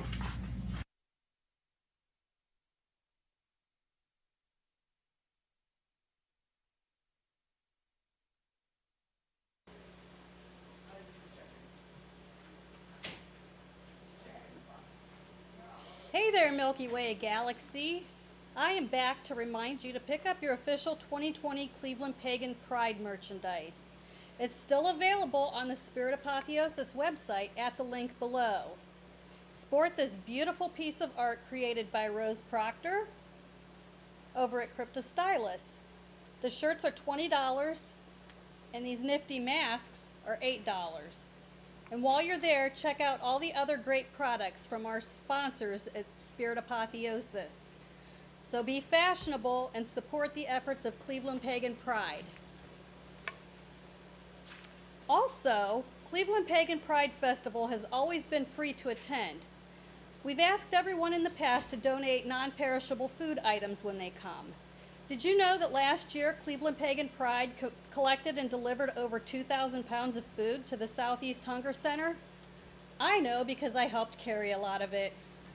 Over the years, through your generosity, we have collected over 13,000 pounds of food for this noble mission.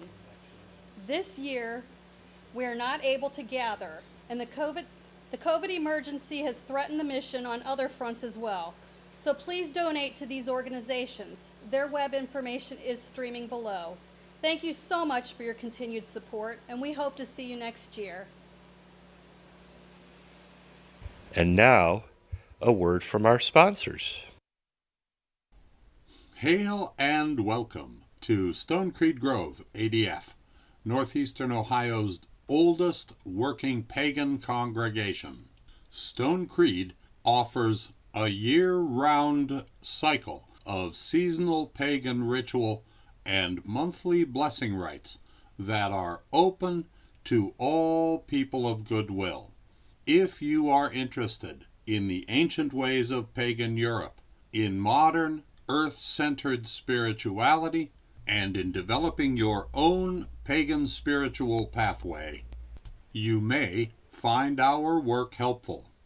Consider visiting Stone Creed's rituals on the 8 high days and at the beginning of each month. If you are looking for a family-friendly community of pagans, We invite you to learn more at stonecreed.org.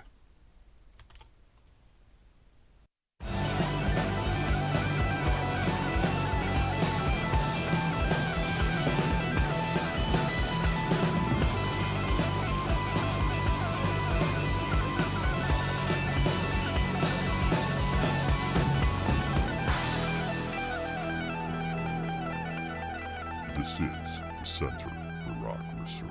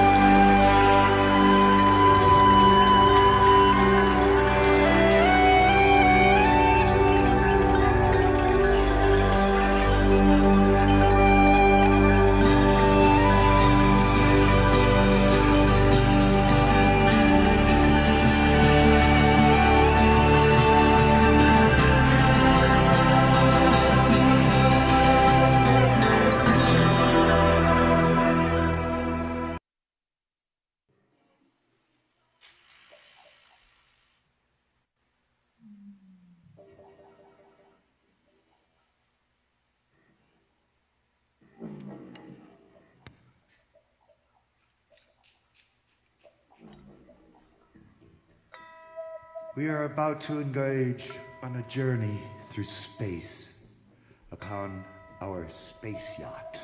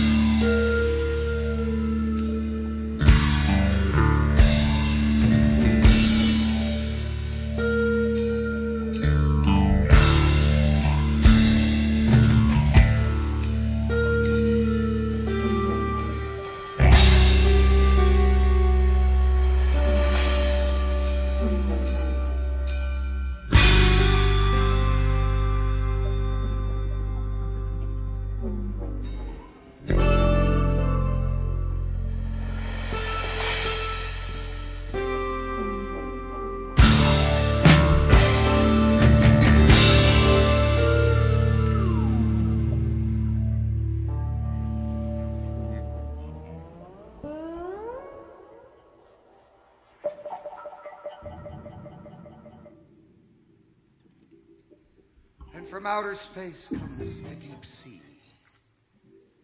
This is a new one called Lanternfish.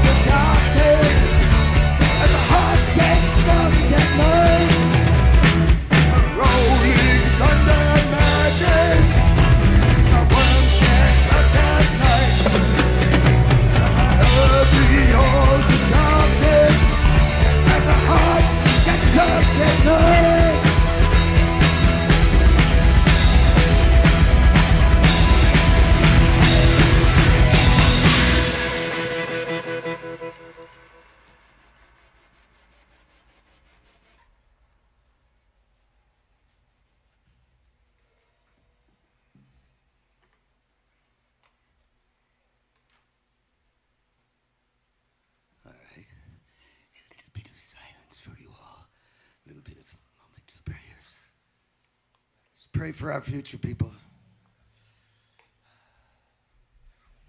This one's called True Star.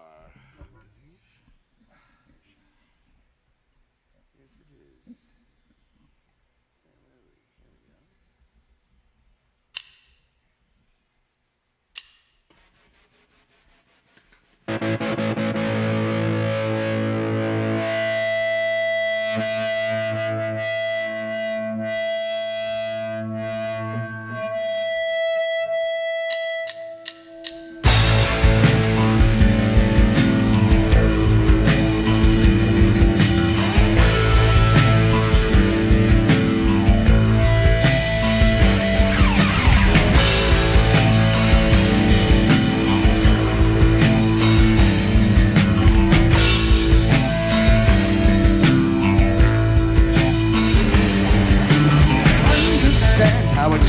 a stance to stand with both feet planted at the stance of all open-handed.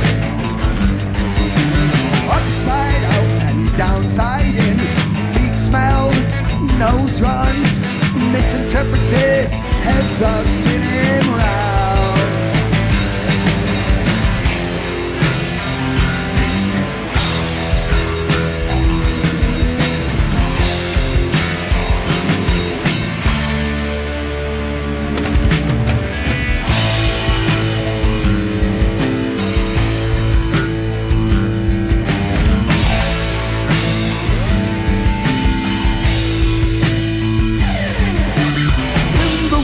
Are in the open, the target has been set. I'm dreaming of all that's left. One might get what one can get. Utterances for a reliquary. Fragments broken bones. What is beauty? What means gold? What is beauty when grace means old? What is beauty? What needs gold? What is beauty when dreams get sold?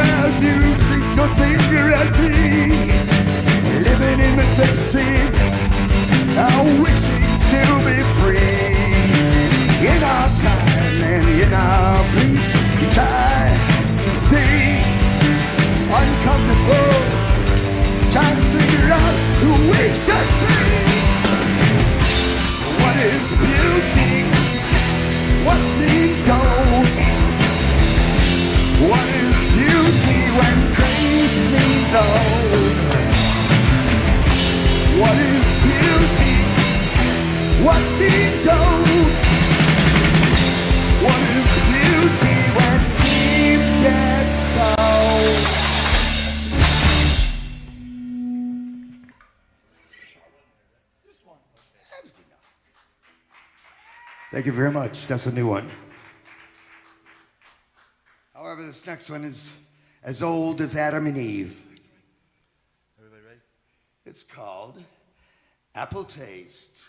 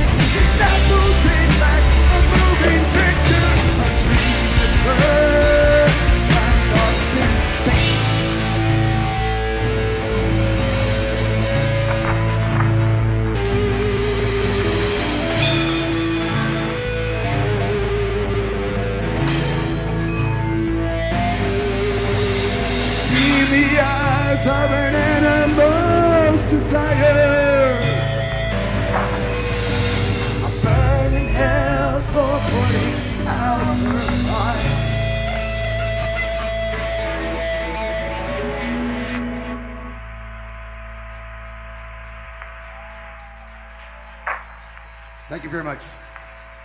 All right, this next one. I know I always say it's about a haunted carousel ride, but the candle itself is actually LTV, the big candle in the wind.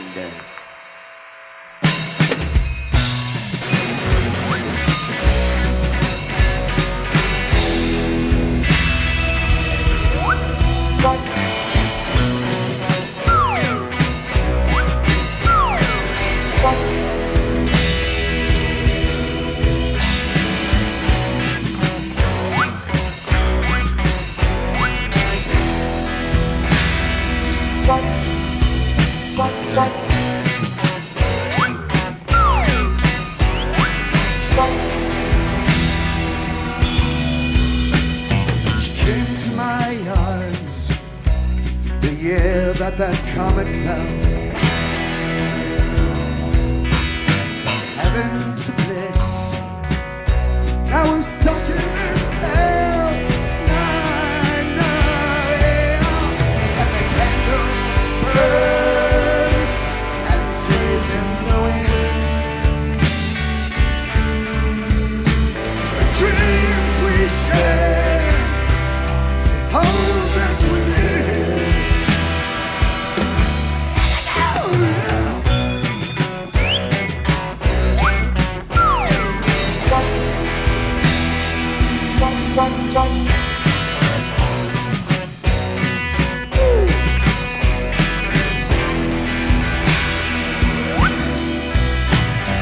Taking her reign by shooting at stars. She's a beautiful swan, yet she's stuck in the dark. It's when the candle burns and sways in her wind. Dreams we share are the wages of sin. Oh yeah, morning will come and start the new day. Whistle will blow and take all of our dreams away. No one can know how much I've to say. No one can tell how much that I need her today. Oh yeah, candle burns and sways in the wind. The dreams we share, we hold them within. It's when the candle burns and sways in the wind.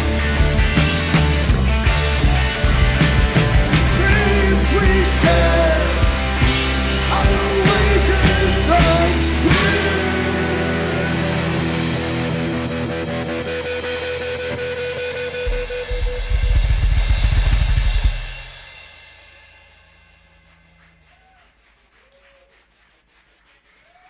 Thank you very much. This is our last song, and this is about the robot wars that we are now engaged in. Called Holy Robots.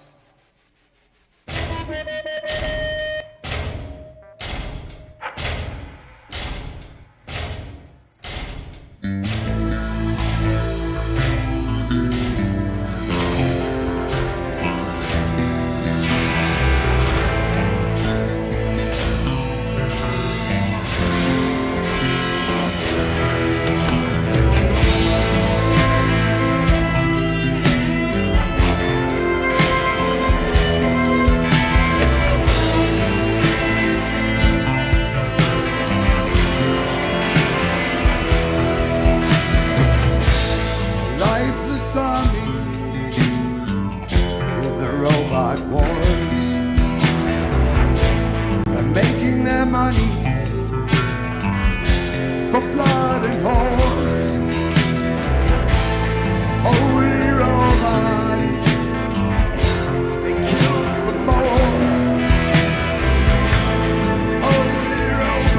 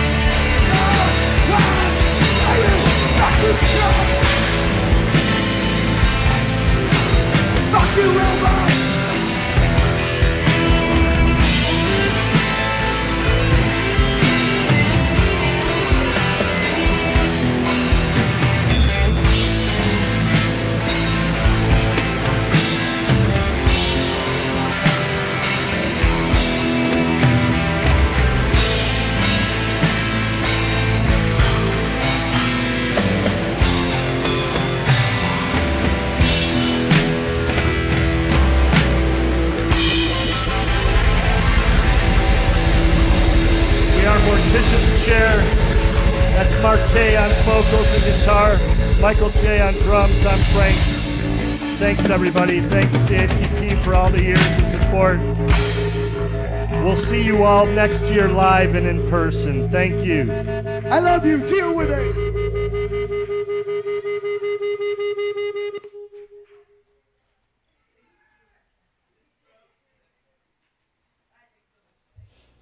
Please introduce yourself and tell us how you got involved with Cleveland Pagan Pride. Hi, I'm Ginger Marshall, and I am the volunteer coordinator. And it started, we came several years. My wife and I came several years, and then I volunteered. And I volunteered for 1 4-hour shift because I hadn't been here. I said I could do either Saturday or Sunday. Suddenly I'm working 6 hours on Saturday and 6 hours on Sunday. And I think Chrissy chained me to the table because I couldn't seem to leave after 6 hours either day. How long have you been involved with Cleveland Pagan Pride? This is my 3rd year being part of the team.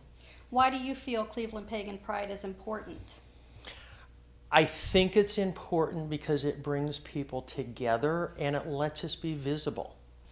Why do you feel it is important to continue events like Cleveland Pagan Pride every year, even when the world stage is in such disarray?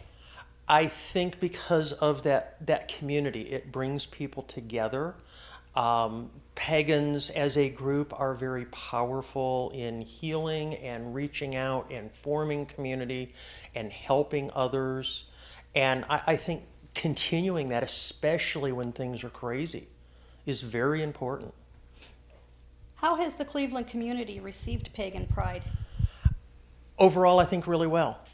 As a pagan, and those of you that know me know that I am not shy. I always wear my pentacle and it's always visible. My tattoos are visible. I wear my Pagan Pride shirts and others a lot. I have only had 1 or 2 bad reactions in the last 5 years that I've been really visible. And so the Cleveland community overall tends to be welcoming. And I get a lot of positive feedback about Pagan Pride. Even people who have never come, but say, oh yeah, I've heard about that. My friends go. I've always had to work or whatever reason they had, but they were just so excited about it. What is your favorite memory of Cleveland Pagan Pride? I think last year, well, as part of the committee, I think last year when on Friday evening, no, actually Friday morning when we're setting up, and I'm the volunteer coordinator, and I'm like terrified that nobody's going to show up, that, you know, it's not going to be, and all of a sudden just all these people arrived, and there's all this stuff happening, and I'm like looking around going, you know, there's a few people on the committee that Matt made come.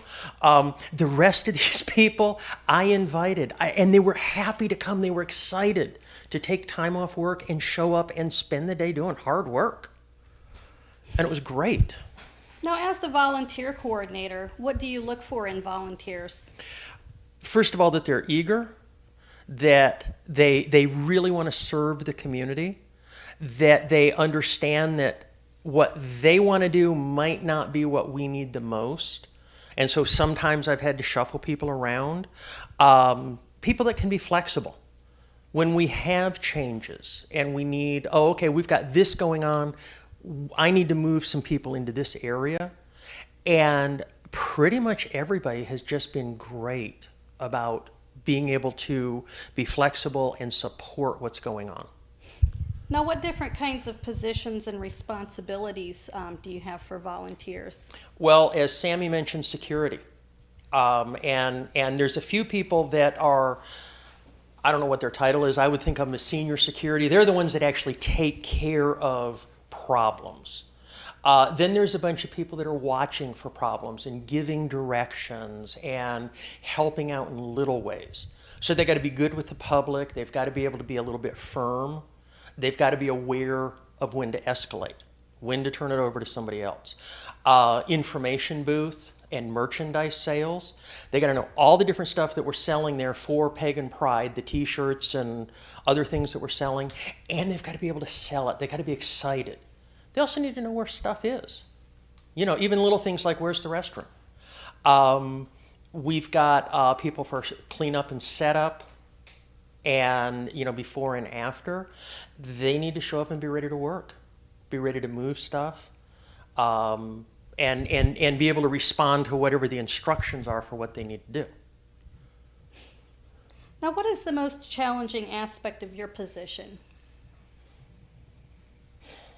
Sorting out where to put people and making sure everything is staffed.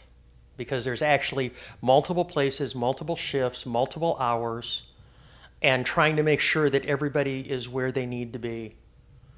And then delegating. Good. Thank you so much, Ginger. Sure. And I'm sorry I had to chain you up that year. Well, they were fluffy chains, so it was good.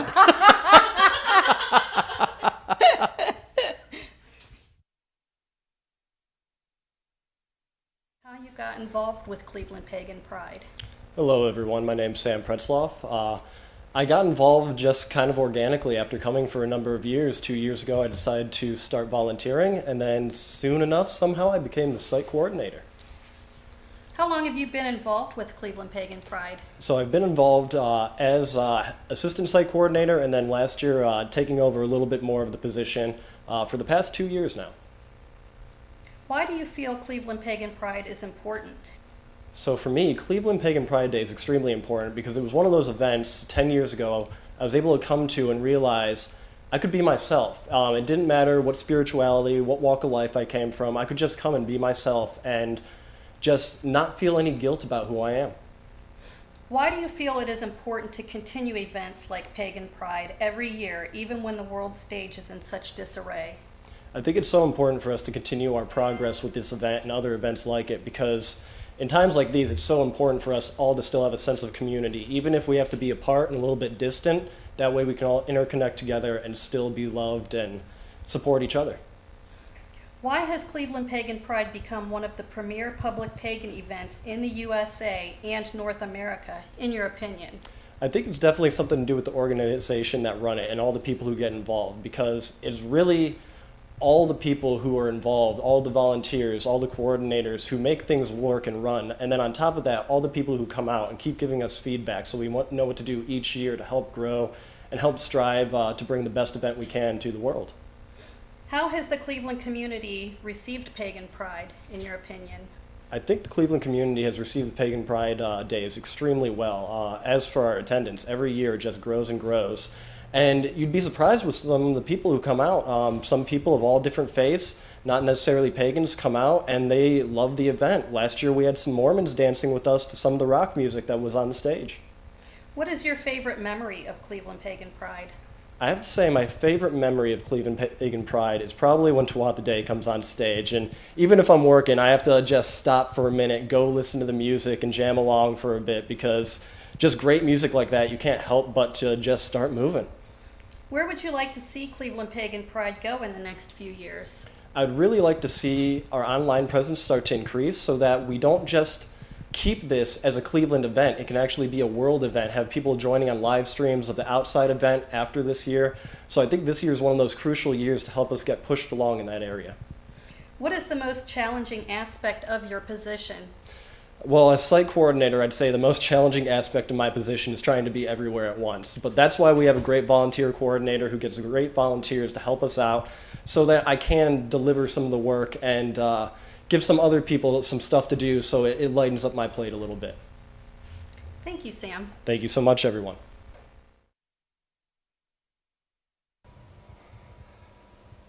Please introduce yourself and tell us how you got involved with Cleveland Pagan Pride.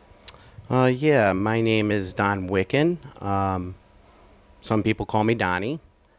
I got involved with Cleveland Pagan Pride about 10 years ago through Matt and Melissa Stewart. What's been your function with Cleveland Pagan Pride? So since day one, I basically help Matt and Melissa run, I'm their right-hand man. So I would help set up and tear down security, kind of all around type of guy that would just get done what needed to be done. Why do you feel Cleveland Pagan Pride has become one of the premier pagan events in the United States? I really think it's just the pagan community and the community of people. We've all united together as one. 10 years ago, we went from a couple hundred people and a couple of booths to filling the place completely in 5,000 people. So I really give it to the people and the unity of all the people in the pagan community to come together. What is your favorite memory at Cleveland Pagan Pride? There's a lot of great memories in 10 years. We can go back to day one when Matt and I would sleep on the Spirit Apothecary floor during security late at night. To the fifth or sixth one when I actually almost cried because of all the people that showed up, and a lot of people might remember me through having a mohawk that was bright purple at one point. That was always a fun thing, doing different colors for my mohawk, and we had so much fun just seeing all the friends and family, because really the pagan community becomes part of your family throughout these years. Thanks, Don. Thank you, Frank. Thank you, everybody. Stay safe. Blessed be.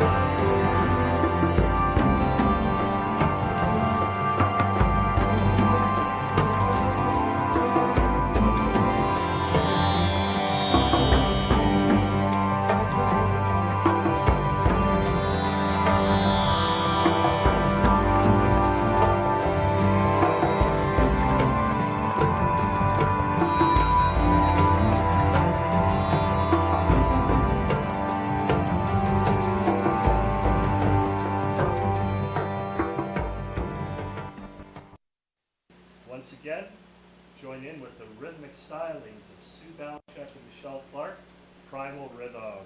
Thank you. 1, 2, 3, 4.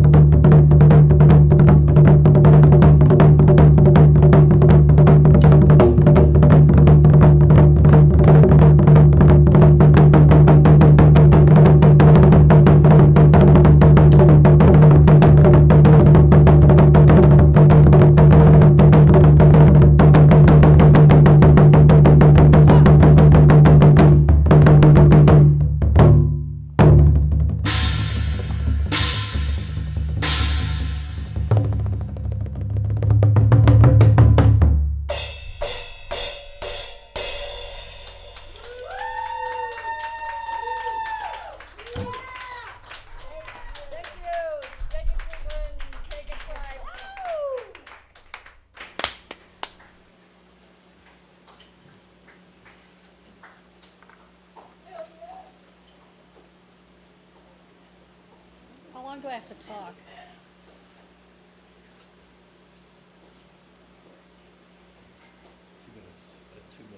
Okay. Now? Okay. Hey guys, I'm back to remind you that you can still get your 2020 Cleveland Pagan Pride merchandise at Spirit Apotheosis. The website is scrolling on the screen below. Sport this beautiful piece of art created by Rose Proctor over at Crypto Stylus. I always love her designs. I love the tarot card theme, and she always just comes up with the best stuff. The shirts are $20, and these awesome masks are $8. Keep the ick out with one of these awesome masks. And while you're there, check out all the other great products from our sponsor, Spirit Apotheosis. Be fashionable and be safe, and support the efforts of Cleveland Pagan Pride. Speaking of support, we had to cancel all of our fundraising events for this year. Buying these shirts and buying these masks helps us to bring you the very best entertainment out there and to put on our event every year. We also have websites where you can go make donations to our event, and we're really going to ask for that. So yeah, we would appreciate anything that you could do in the way of a donation. And we're hoping to be able to bring our fundraising back for the 2021 season. And we really hope to see you guys next year. Hope you have a wonderful fall and winter.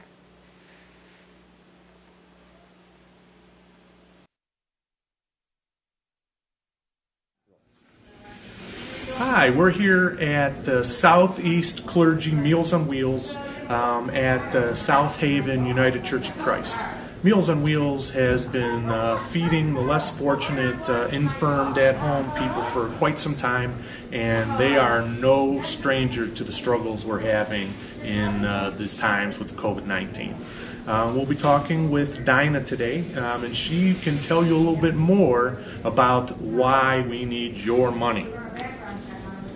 Hi there, this is Dinah Mowat and Diane Astolis, and we are officers of Southeast Clergy Meals on Wheels, and we welcome you. We've been around here, not the two of us, but the organization has been around here for 47 years. We are here to provide meals to homebound individuals of all ages, okay, that live in Bedford, Bedford Heights, Oakwood, and Walton Hills. We have 100 clients we see each week. It used to be we would deliver daily. Now, with the coronavirus, it's once a week, with meals to last a person for a full week. But we do have to admit, during the pandemic, all of our normal fundraising capabilities have gone away. People that we used to be able to count on, of course, had to close up, which means no money coming in, except for the wonderful individual donors who have sent $25 or $50 to help us see through. So we ask you to join us. We'll accept anything from $1 to whatever you can give. But the important thing is to realize we are here for you. We plan to go nowhere. We invite you to come and visit us, to come and be a volunteer. It is probably one of the most satisfying things I've ever done. Well, thank you, ladies. And thank you, Southeast Clergy Hunger Center and Southeast Clergy Meals on Wheels. A lot of people depend on you, especially in these time of needs. So please follow the links and be kind and donate. Blessed be. Our sponsors are vital parts of our ability to hold the CPP events. Many thanks to our 2020 Spirit sponsors for their generosity. Please support them in return during this challenging economic time.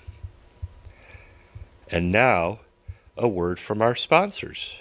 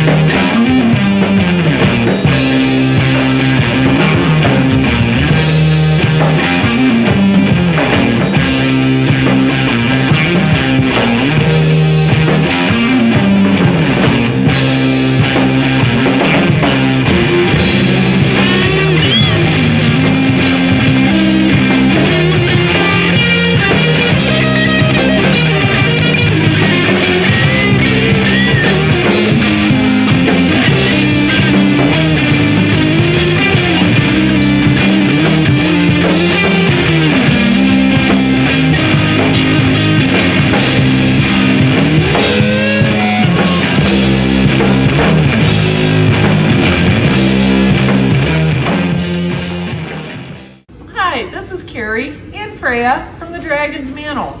We all wish there was an actual Pagan Pride event this year. We miss you all and all your faces so much. In the meantime, the shop is open down here in Akron, and we've got so much more in here than we can ever bring to Pride with us. If you find yourself in Akron, stop on in, and until next year for our biggest, best Pride ever, we'll stay in touch and we'll see you then.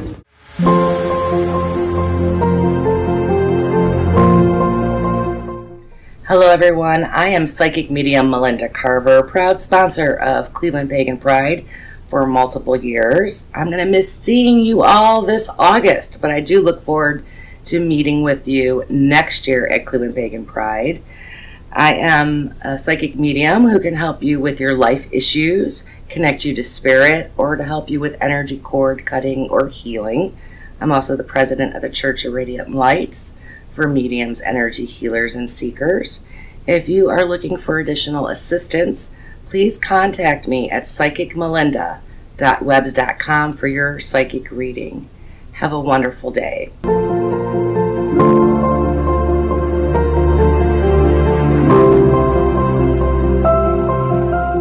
So moted. Oh, hi. Never mind that. Nothing to see there. Hey, witches! It's Michelle from Freya's Garden of Earthly Delight. I make soaps and lotions and scrubs and witchy oils. I want to tell you today about my very exciting new product, my Natural Witch subscription box. Every month, my Natural Witch subscription box will focus on one herb. You will get a bottle of that herb. You will also get a page that tells you all about that herb that is all ready to be put into your Herbal Book of Shadows. And each month you can build on your Herbal Book of Shadows. You'll get a blend of my regulars, but you'll also get a blend of exciting and new products. You might get a pack of stickers. You might get something like this. I'm not telling what it is, it's a secret.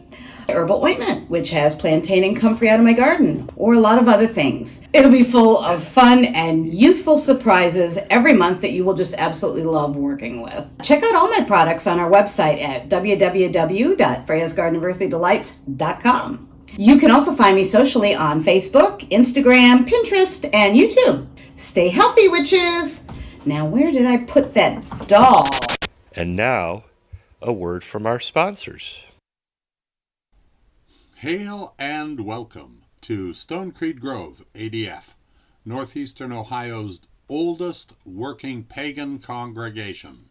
Stone Creed offers a year-round cycle of seasonal pagan ritual and monthly blessing rites that are open to all people of goodwill.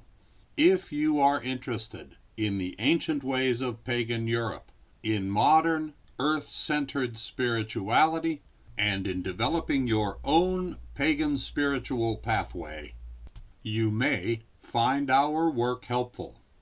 Consider visiting Stone Creed's rituals on the 8 high days and at the beginning of each month. If you are looking for a family-friendly community of pagans, we invite you to learn more at stonecreed.org.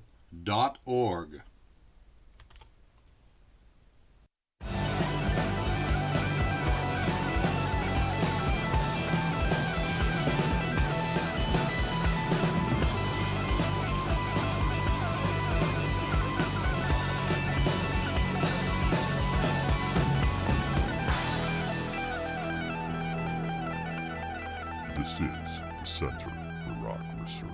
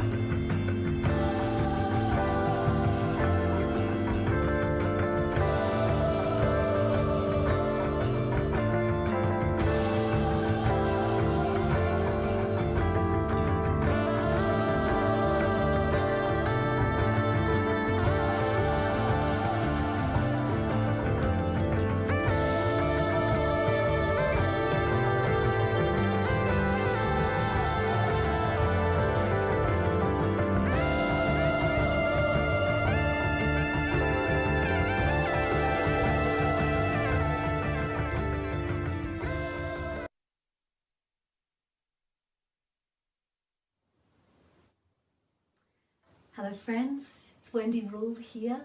This is my little musical section of Cleveland Pagan Pride Day, and I feel very honoured to be part of this event, and I'm so glad that we could still come together as a community despite these crazy times.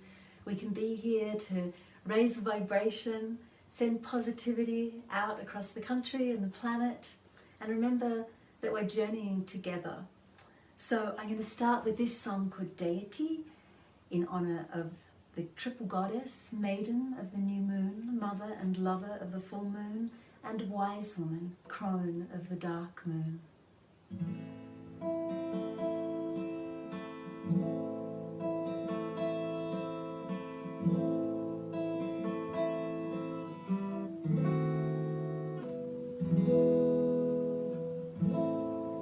When the moon is lit on her eastern side, and I slowly am centering,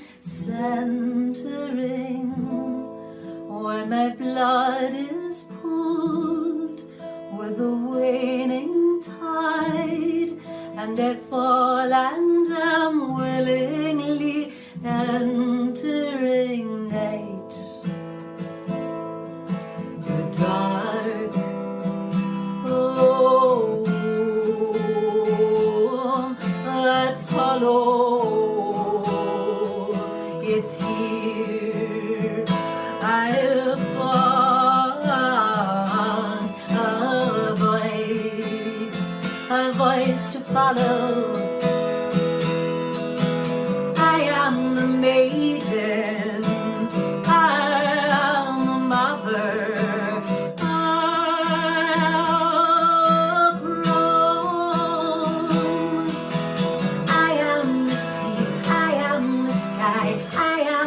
I am the moon, never alone, never alone, never alone.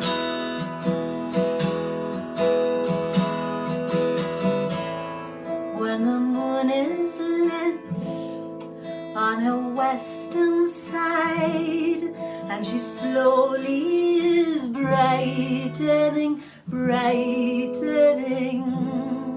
when the earth is full with the waxing tide, and I breathe with it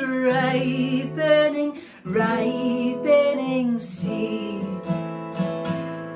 reflected in the water.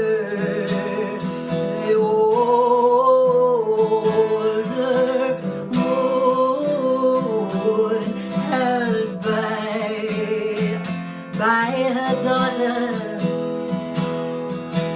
I am the maiden,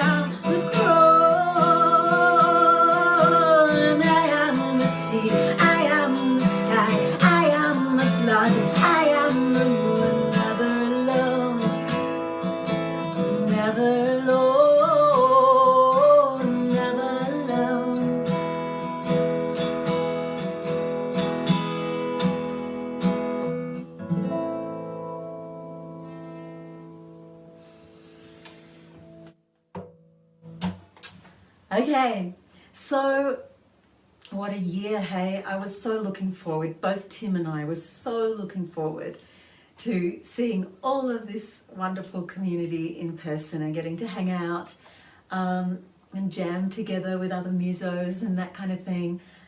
But things turned out differently, hey, this year. So we're making the most of it, and there's a lot to be gained, even through all these struggles. And I think one of the gifts of this time, despite the difficulties, is that we're called to go inward. And a lot of us are spending the bulk of our time at home.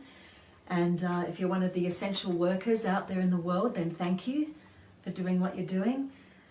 And that time to be at home, to slow down. Usually I'm on the road for, wow, more than half the time, and I've been home since March. Crazy. So I'm learning just to turn my gaze inward and to go very, very deep. And so this next song is honouring that process. It's the energy of the crone that we're being called to honour during this time. To go deep, to hold space for those more challenging emotions of sadness or loneliness or depression or frustration or fears that come up during this time, just to be present with them and know that we're there for each other as a community, as a global pagan community. So here we go. This is called Black Snake.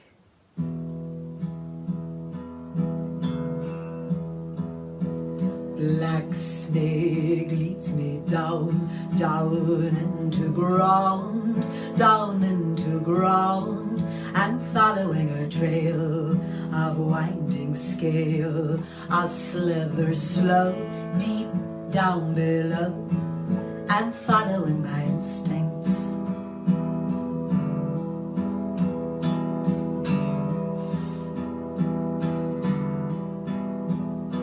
Black snake slither slow beneath the world. I think I know. I shed it like a skin.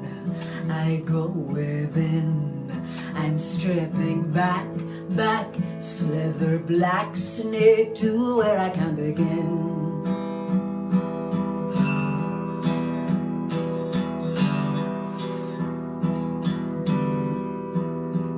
I flow like water, seeking serpent way to low ground. I flow like water, seeking serpent way to low ground. Black snake leads me down, down into ground, down into ground, through memory and bone, through root and stone, leaves me alone, deep down below the life that I've been living. Black snake leads me down, down into underground, into underground. I'm swallowing my tail of winding scale. I circle round, round a spiral down. I'm ready now to start again, start again, start again, start again, start again, start again. I move like water, seeking serpent way to low ground. Lole, oh, le, oh, hey, oh, hey, oh, lo, hey, oh, lo, hey, oh. Black snake leads me down, down into ground, down into ground. I'm following a trail of winding scale. I circle round, round a spiral down. I'm ready now to start again, start again, start again, start again, start again, start again.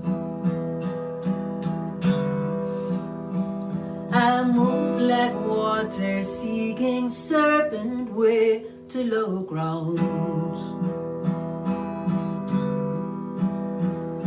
I move like water, seeking serpent way to low ground.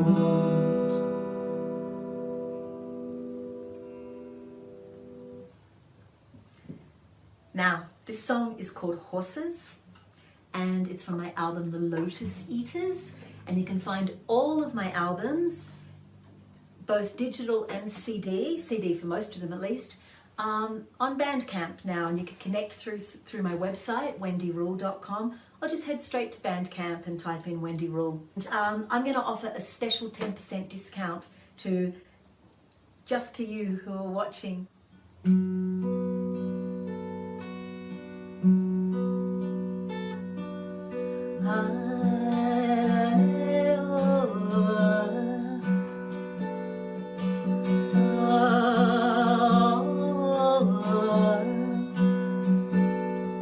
See all the waves, white horses, wind in their hair.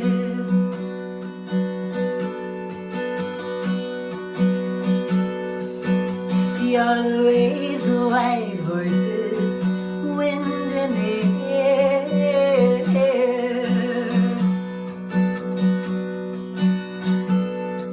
See all the waves, white horses, wind in their hair. See all the waves, white horses, calling me to ocean. The waves, white horses, wind in their hair. See all the waves, white horses, calling me to all that is wild, all that is free, all that is wild, all that is free, all that is wild, all that is free, all that is wild, all that is free. See the waves, white horses, liberate me. Oh, I long to fly like a migrating bird.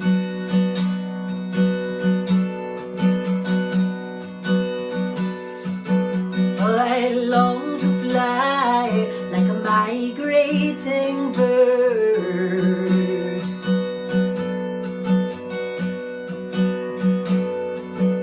Oh, I long to fly like a migrating bird. Oh, I long to fly over the sea, over the sea.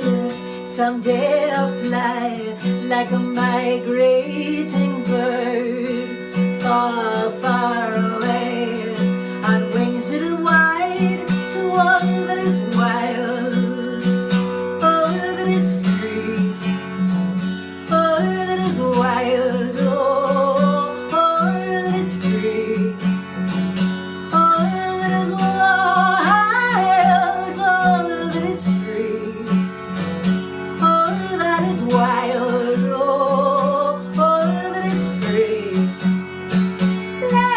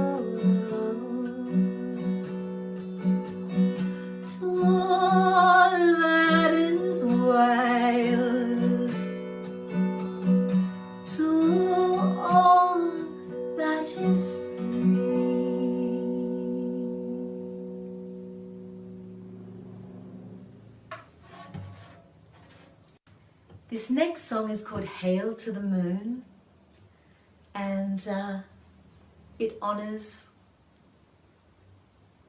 of course, Our Lady Moon. And no matter how far apart we may feel in physical space, it's good to remember that we're all united by the same moon, by the same stars, by our same Mother Earth, by the same sun. We're here together. The distance is minuscule between us compared to the size of the universe. And just to put it in context, I'm streaming here from Santa Fe, New Mexico. This is my little home. These gorgeous roses that I got especially for this concert. So, Hail to the Moon. And it actually reminds me that every full moon I do a concert similar to this, but themed around the astrological sign of the full moon. So the next one will be the Pisces full moon. And I share that on my Patreon page. So it's a ritual concert. We cast circle, goes for a full hour, and you can join my Patreon and watch each month's Full Moon Magic concert for only $2 a month. So, and super easy to join. All the info's on my website. Now, Our Lady Moon. Hail to the moon in her silver light. Hail to the tender night. Hail, hail, hail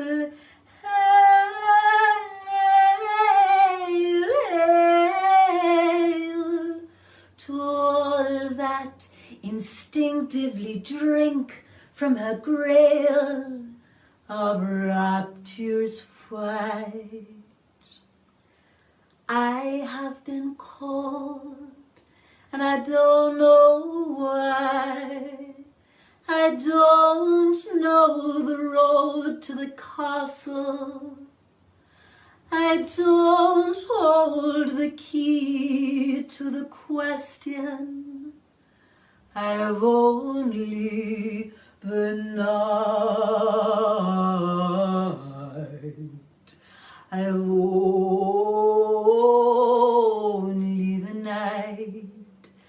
I've only the night.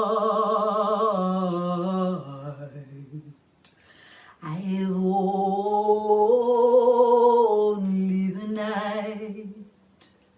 Hail, hail, hail to the moon in her silver light. Hail to the tender night. Hail, hail, hail, hail to all that instinctively drink from her grail of rapturous white. Blessings. Not long to the full moon now, and also I want to let you know about an online course that I'm running, and it starts the day before the full, so August 31st, and it's called Positive Magic. It runs for a whole month, full moon to full moon, and I send you a meditation, audio meditation every day that matches the phase of the moon, letting go during the waning moon, calling in during the waxing. We do 4 rituals, which I video record, and it's so powerful. It's been such a help to me and many, many other people during this time. I've run it twice before, once in April, once in June, so we're starting again, and I really, really hope you can join me. It's only $60 and only $48 if you're a patron. There's 20% discount for patrons. So join my Patreon and then come and join me for Full Moon Magic. And if that price is prohibitive, just write to me. I don't want you not to do it on the basis of finances. I know many of us have been hit very hard during this time. So don't not do it just because you think you can't afford it, because you can. You just got to write to me. We'll work something out, okay? All right, couple more songs.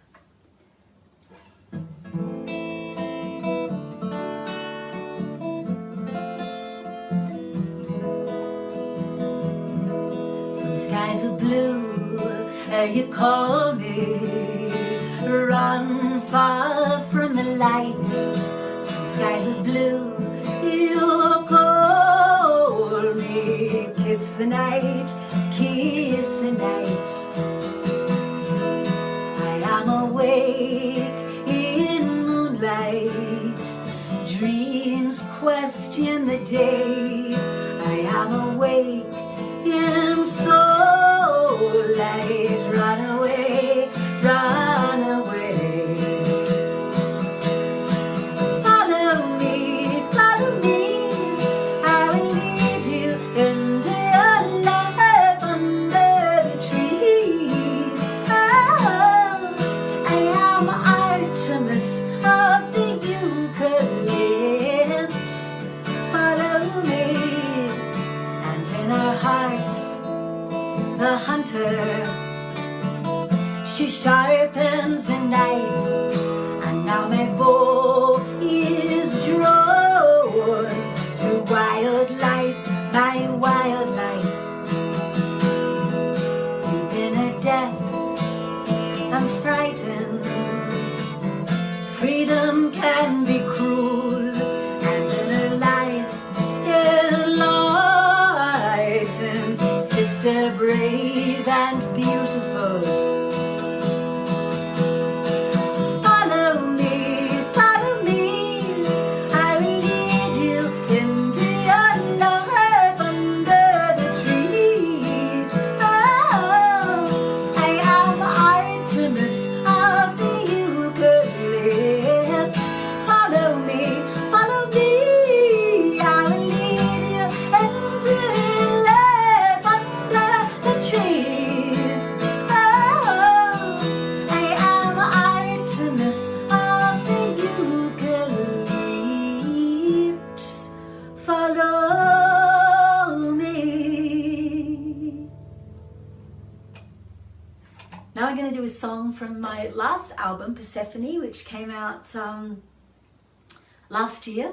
Double album based on the myth, the ancient Greek myth. It's a retelling, and I sing in the voice of Demeter, the mother, the goddess of the grain, of the maiden Persephone, and of the crone Hecate. And Hecate's parts I chant in Greek, which is pretty exciting for me. This song, of course, we've just had our festival of Lammas, Lunasa, and the Harvest Festival. We can feel the first hint of autumn coming in now. So this song is called The Harvest. It's track 1 on the album. It's in the voice of Demeter.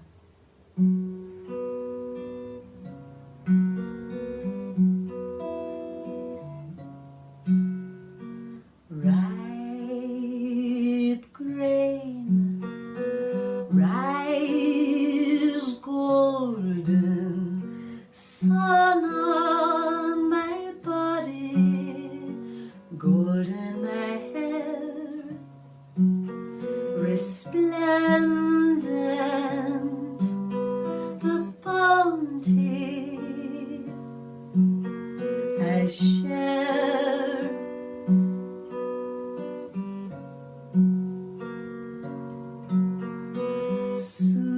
Sweet bloom, bright meadow, dances my daughter, never a care, forever,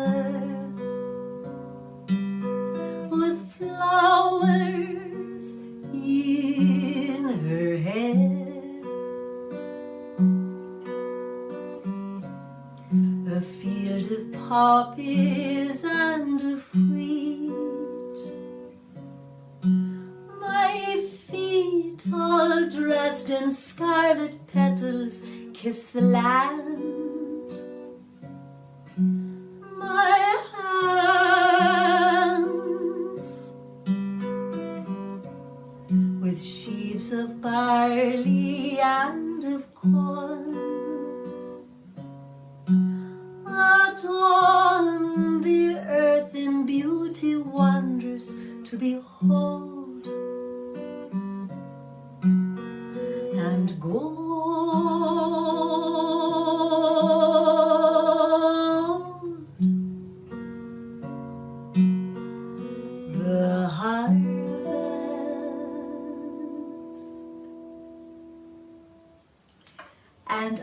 know, I also pressed that album on vinyl, double vinyl, a real limited edition collector's piece.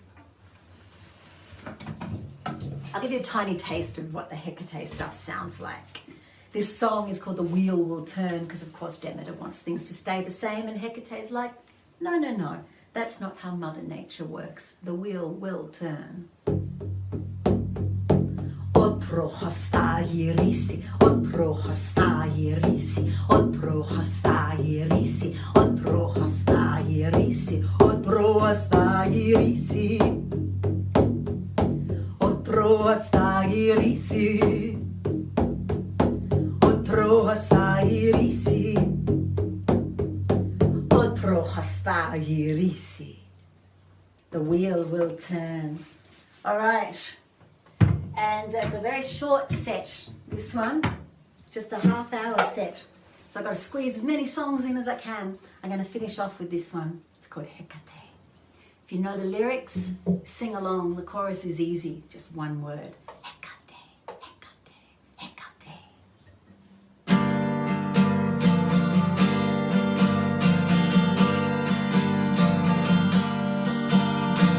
Gone are the leaves on the Hecate trees, shed to the wind till her skeleton claws the sky. I am alone in a forest of memories, dragging behind me the howl of the winter. Hecate, Hecate, Hecate, Hecate, Hecate, Hecate, Hecate, Hecate, Hecate,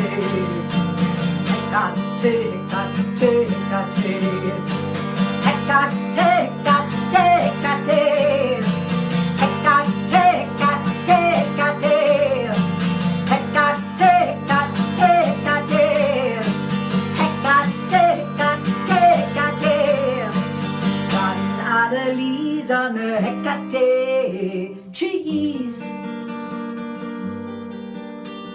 shed to the wind till a skeleton claws the sky. I am alone in a forest of memories, dragging behind me the howl of the winter. Hecate, Hecate, Hecate, Hecate, Hecate, Hecate, Hecate, Hecate, Hecate,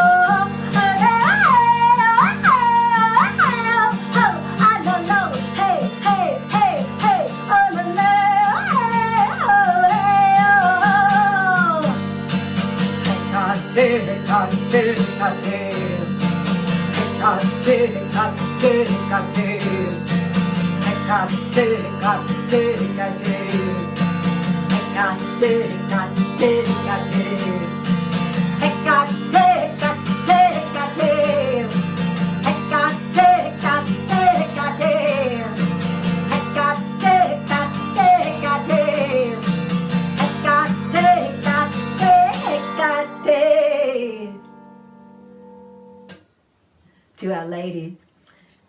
I will see you at closing ceremony, and don't forget, head to my website for links to Positive Magic online course and my Patreon Full Moon Magic concerts and more every month. And don't forget on Bandcamp to add your special Cleveland Pagan Pride 10% discount code at checkout, Cleveland 10%.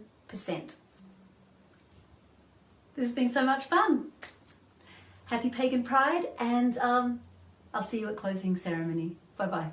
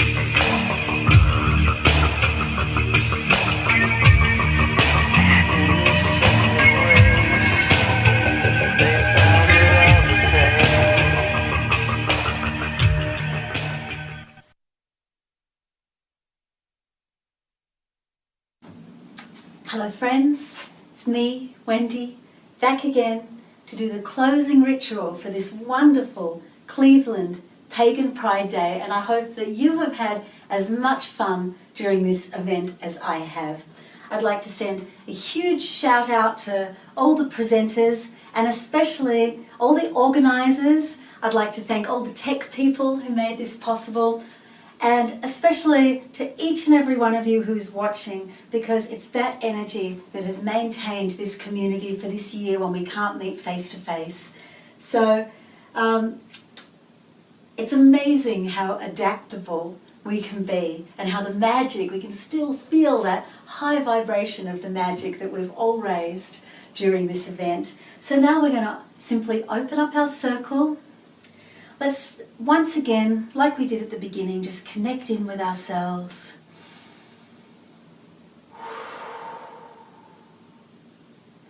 Find our place in the universe. Connect with the 7 directions. Direction of below, direction of above. Becoming that conduit, that flow, grounded and yet free. Finding your place, the compass points, and then finding this 7th direction of within. Breathing into that. As you breathe in, draw in the love of the universe. And now exhale that out to all who are connected in, watching this right now. Another big breath in. And share that love even further out to everyone on earth. And now to every living being on earth. And now our hearts are so big and filled with so much love and magic that we can breathe in this amazing energy and exhale it out to share with the entire universe and still have some to spare. So let's say goodbye to the elements. I'll be starting with the north with the element of earth. So if you'd like to face the direction of north. Thank you, energies of earth, for stability and structure, for plenty and prosperity, for beauty, for the sacred harvest, for generosity as we support each other through these challenging times, as we are there, strong and stable for ourselves and for each other. Thank you, energies of earth. Hail and farewell. Direction of west. Energies of water, we thank you for your gifts of flow. Quenching our thirst, cleansing tears, water of ocean and river and rain, water of the love in our hearts. We thank you. Hail and farewell. Thank you, energies of fire, for the bright spark within each and every one of us, the spark of our own divinity. Thank you for the power of our will, for creativity, for focus, for joy. Fire, thank you. Hail and farewell. And thank you, energies of air, for speaking our truth, for helping us to communicate, even though we can't see each other face to face. Energy of air, of laughter and play, of the journey within and without. Energy of freedom to be just who we are. We thank you. Hail and farewell. And energies of spirit, the above, the below, the within, the without. Spirit who is me, Spirit who is you, Spirit of 1,000 names and Spirit nameless, Spirit who is goddess, Spirit who is God, and Spirit who is everything in between and beyond that binary distinction. Spirit, thank you. By earth and air and fire and water, this circle is open but remains unbroken. Merry meet and merry part and merry meet again. Blessed be. You could talk into that, Mike, from Cleveland Pride, Crossroads International. Thanks for listening. All that. And then I'll finish up.